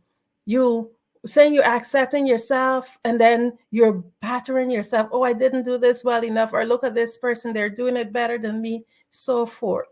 So today, I'm just here to encourage you to listen to these tips on how you as a business owner can come to that point where you love yourself and accept yourself and understand your worthiness, and use that as a way to create a better you so you can create a better tomorrow. Remember, we are all here to fulfill our purpose, and that's what we're doing. And in order to do that, we got to start from inside. So you need to free yourself from the punishment. Many of us, we don't talk about it.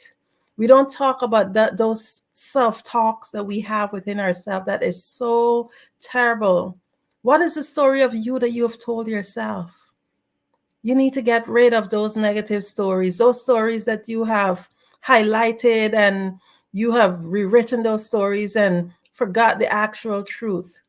So when you release yourself from the negative thoughts that hold you back and accept where you are at, then you're going to find radical contentment. And that's the place that we are all looking to be, whether or not you're aware of it. So it's easier said than done. Just before I go on to just give you some tips, here's a lovely quote by Jeff Koons. It says, "For me, art really starts with acceptance, self-trust. Wherever you come to with art, it's perfect. You don't have to come with anything. What you bring to something is the art. That's where it's found. It's within you. So remember, it's within you. Starts with you." But all of this that I say about accepting yourself, you may go like, "Andrea, like it's not that easy." Yeah. Why is it so challenging? Why are we so hard on ourselves? Many of us, we're more understanding and forgiving of other people. And it doesn't make a lot of sense. If anyone is going to be on your side, it should be you. So why is it that we're so hard on ourselves? So here are some signs that you're being hard on yourself. You dwell on your mistakes. You compare yourself to others. And you don't give your own ideas a fair chance. Sometimes you spend too much time thinking about your past failures. And you can't take a compliment well. Many of us, including me sometimes, I'm not good at taking compliments. But it's important that you open yourself to that. Sometimes you're unrealistic. It's really not easy to accept yourself because we've been taught that the ideal person is financially successful. They're probably an athlete, attractive, and very cool under pressure, hilarious, creative, and maybe even the life of the party. But most of us cannot check all the boxes. Maybe no one can. There are many signs that you're not as accepting of yourself as you can be. So always be on the lookout for those signs. You probably don't accept yourself as much as you think. Let that sink in. Because many of us, we become so successful and still we don't accept ourselves. But we think because we've reached a stage of success that we have automatically accepted ourselves. And if we really true with ourselves, we have not. Many of us have not. So remember, if you're dwelling on your mistakes and comparing yourself to others, or you don't give your ideas a fair chance, sometimes you spend too much time thinking about what didn't work out.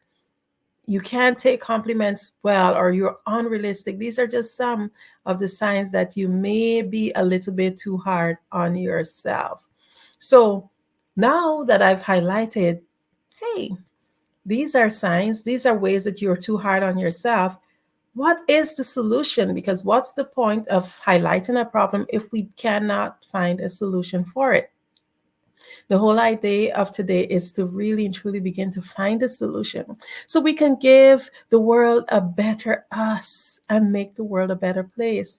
So here are some ways that you can begin to accept yourself. So accepting yourself is not something you can get up one day and be like, oh, I've accepted myself and it's done. It does not work like that because it's a process. It is a habit. It's like exercising. If you want to lose weight or you want to make a change, you got to make it a habit. So you got to do little things.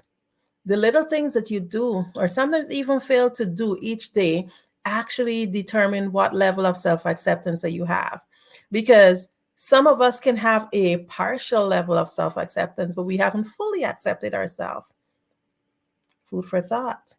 So here are some habits that you can take in to help you get in the right direction, to help you to start accepting yourselves. So first of all, you can be accepting of yourself by taking some of these. Let go of your mistakes and failures. Take the necessary time to learn from your negative experiences. Once you've done that, there's nothing else to be gained from them. Just let it go. Don't, if somebody is bringing it up, that's their business, not your business. Just let it go, let them go, let everything go. Decide how you can avoid, however, making that same error in the future, but move on. Then only compare yourself to you, because comparing yourself to someone else is like comparing a tree to a loaf of bread. There is absolutely no comparison. How can you compare yourself to a tree? Or how can you compare an elephant to a fish? No. Comparison is a thief of joy. You can only compare what you're doing now, your present results, to your previous results. Am I doing better? Then if that's the case, you have a right to be excited. If you're coming up short, then you know what you can do? Fix the situation. Another way you can help to accept yourself is to separate yourself from your emotions, because your emotions are not you. Listen again, your emotions are not you. I didn't make this up. You can research it. Emotions are something that you're experiencing, just like if someone is stepping on your toe. Observe them as a feeling in your body. Every emotion that you have, whether it's positive or negative, observe it and ask yourself why you're feeling how you're feeling. A piece of paper blowing by doesn't have control over you. Your emotions does not control you either. So another thing you can do is just to be aware of what makes you unique. Embrace it, because you might have a different hair color, like a flaming red hair, or you may be extremely intelligent, a high IQ. Maybe you're in the bottom of that, maybe you're a little bit shorter than everybody else, or maybe you might be extremely tall. But whatever it is that makes you, embrace it. It's your uniqueness that actually provides the most value to you and the world. So you got to use what is it that is different. Next thing you can do is actually let go of things that you can't change. You're not accepting of your life. You're not accepting of your life or your limitations if you worry about those things that are beyond your influence. Remember, things that you cannot control, ask yourself, is there anything I can do about it? If not, don't dwell on it. And this is not a list to be complacent or a list telling you to be complacent, but then you have to understand what is reality. So another thing you can do is do something that you've always wanted to do. Avoid denying your impulses. Most times when you follow your impulses, it's a good thing that's happening because you're on that frequency and that energy. And when your gut feeling tells you something, 99% of the time that gut feeling is right. I'm not saying to not show any kind of, I would say, caution, but then again, you have that discernment to that line to know, hey, let me just do this. It's called healthy impulses. So don't deny yourself of those. Be assertive. Oh my goodness, indecision, it kills you. It really kills you. A lot of people who are so successful, they have done so by being assertive, making a decision, getting mad, make a decision, allow your voice to heard, do the things you want to do. Assertiveness is actually true honesty. because it's what you really want to do. It really shows what your real desires are. Next thing you can do is recognize your thoughts and feelings and examine your self-talk. Stand in front of a full-length mirror and take a good look at yourself and notice the beautiful person that you are. Think about the thoughts that you have throughout the day, and those garbage thoughts, just kick them out. Most people tend to distract themselves by TV and being online and eating food and on their phones or some other strategy to really and truly avoid spending time knowing yourself. We need to turn off the distractions sometimes and ask ourselves the real questions. Real questions. Am I really accepting myself? Another thing you can do is just continue evolving. Naturally, it's in it that we want to evolve. We want to grow. So don't be stuck. Don't allow yourself to be stuck by paradigms. Allow yourself to grow. Ask yourself those questions like, why am I not doing this? Is it because of what my grandma told me or auntie told me? Is this what I really want to do? Is this how it really is? Question stuff. Continue evolving and grow. Have an open mind. Be honest with yourself. And be honest about what you like and dislike so you can allow your life to evolve. And remember to treat every day as a new opportunity to practice self-acceptance. You must choose self-acceptance. If you want to experience it firsthand, it will not happen by accident. You have to be deliberate. So develop self-acceptance habits and drop the tendency to judge yourself harshly. And remember, free yourself from those emotions. Those emotions just take hold and cause you to do all sorts of stuff that does not make sense. I'm going to read a little quote by Jamie Lee Curtis. It says, I think happiness comes from self-acceptance. We all try different things and we find some comfortable sense of who we are. We look at our parents and learn and grow and move on. We change. So you learn the tools to help you to gain self-acceptance. Okay, so self-esteem and self-confidence, I'm going to speak a little bit about those also. So you can be aware of your shortcomings and still be happy with yourself. Your self-confidence doesn't have to suffer. You can be honest with yourself and still be a powerful force in the world. Remember that. You might be thinking, I thought I was supposed to be honest with myself and not build myself up. But being honest with yourself, if you're this here in terms of being honest with yourself, if you had a truly accurate picture of yourself and your situation, you'd be a lot happier with yourself and a lot more excited in life in general if you really knew you, rather than creating a facade. So it's important that you actually be honest. Know you, know who you are, know what you like and what you don't like. And if you're unsure of what you like, look to see what you don't like. And if you understand what you don't like, then it will help you to know what you like. So building self-esteem and self-confidence together, here are some strategies in which you can do. You can list your success. Remember when you were at your best and remind yourself how that felt. So in order to build your self-esteem and self-confidence, you can first of all list your success. Make a list of the things you appreciate about yourself. Remember, self-worth, self-love, and then dress up. You walk a little taller when you're wearing nice clothes. You deserve to feel good. There's no reason to wait for a job interview, a wedding, funeral, or whatever it is to feel good.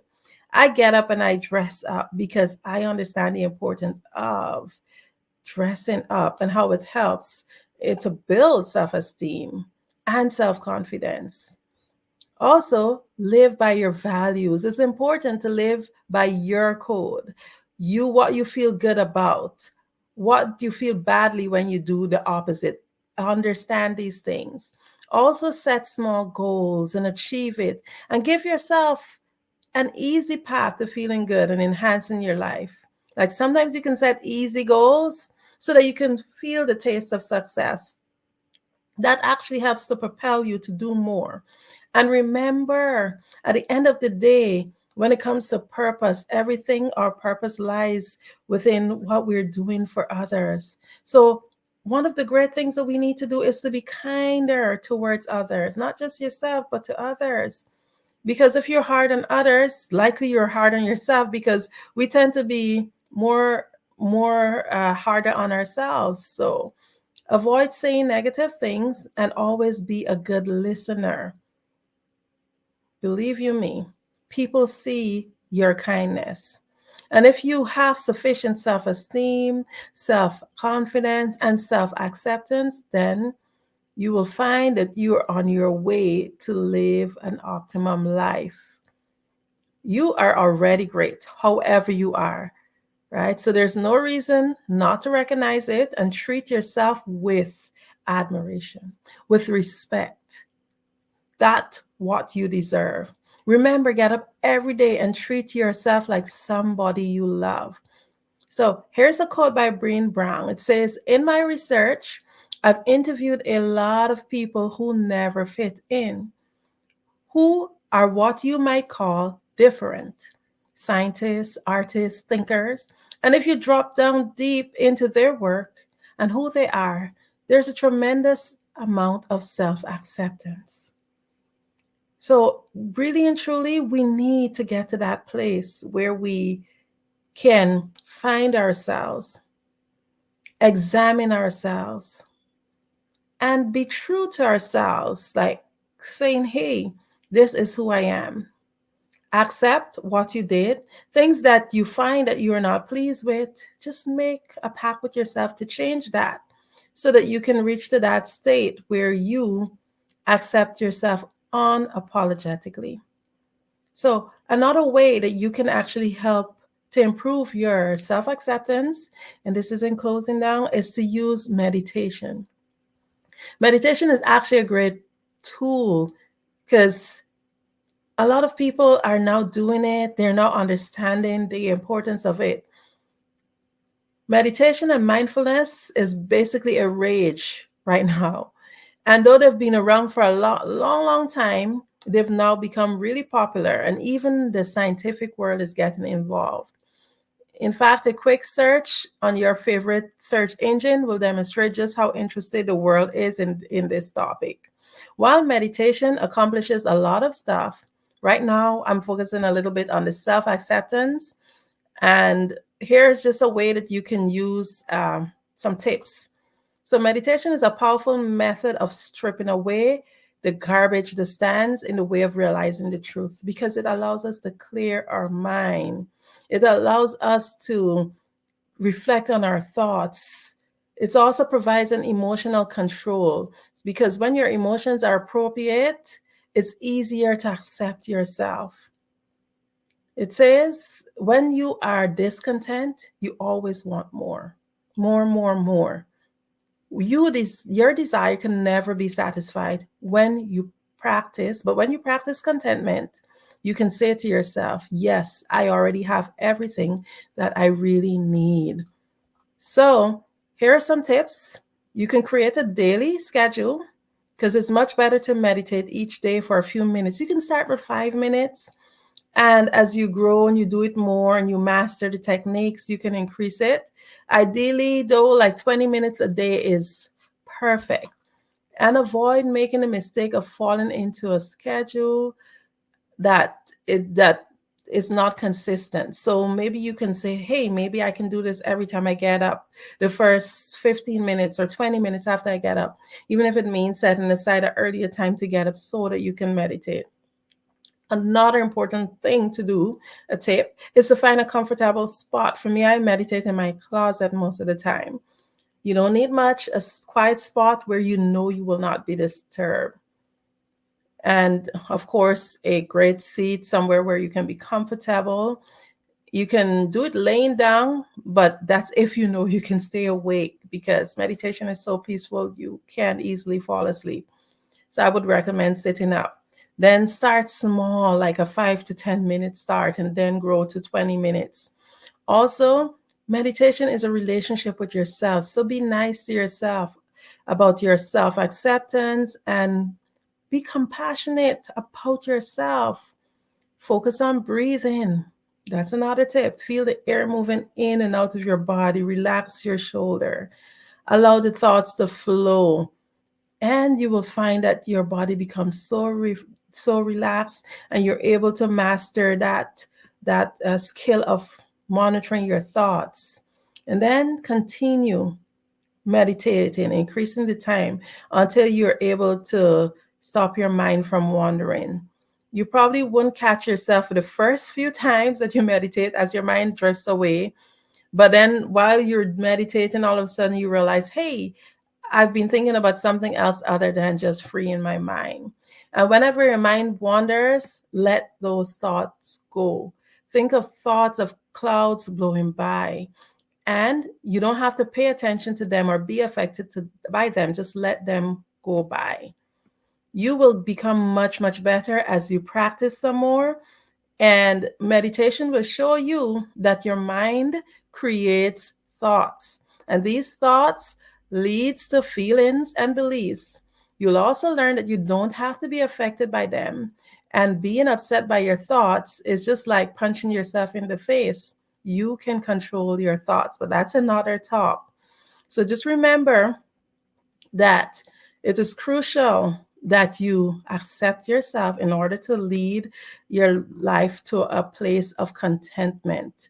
Learn how to deal effectively with your thoughts, and you can easily push past any self-doubt that keeps you from accepting yourself and finding that place of contentment.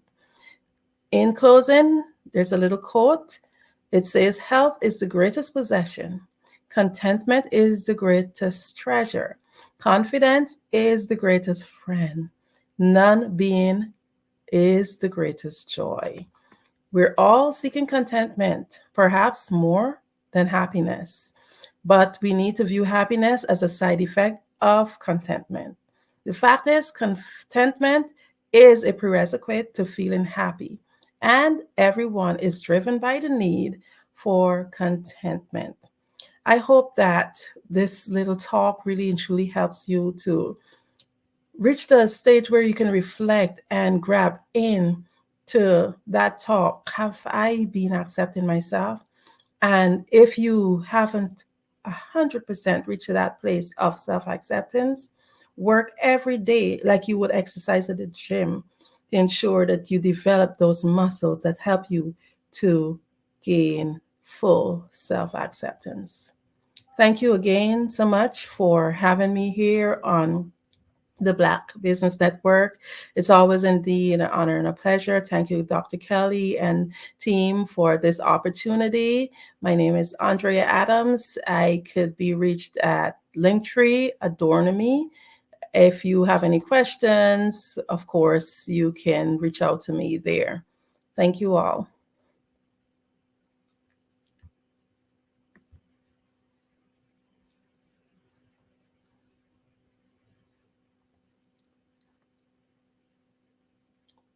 I can't hear you, Grant. Thank you so much, Grant. So sorry about that. I was on mute on there for a minute. And I was telling you, first of all, thank you so much. You're building confidence in people. And you are just a wonderful orator. I love your books that you've got out there. That was the other thing. Can they find these books on Amazon, Barnes & Noble? Are they readily available? Yes, they are available on all of them are on Amazon. And the one with Les Brown, The Greatness in You, it's actually available in Barnes & Noble also. Yes. Excellent, excellent. And one more time, I know you gave us your Linktree. What is the best way to contact you? Linktree. So it's Linktree/Adornami, ADORNAMI. Excellent, excellent, excellent. That is so great. I want to thank you again for being on the Black Business Network. This has been wonderful. We definitely want to have you back. You're going to, I'd love to have you on as a staple. Like, we got to have the Andrea Adams Hour. That would be wonderful. Thank you so much. You're welcome. Genius is coming, and I will see you on the other side.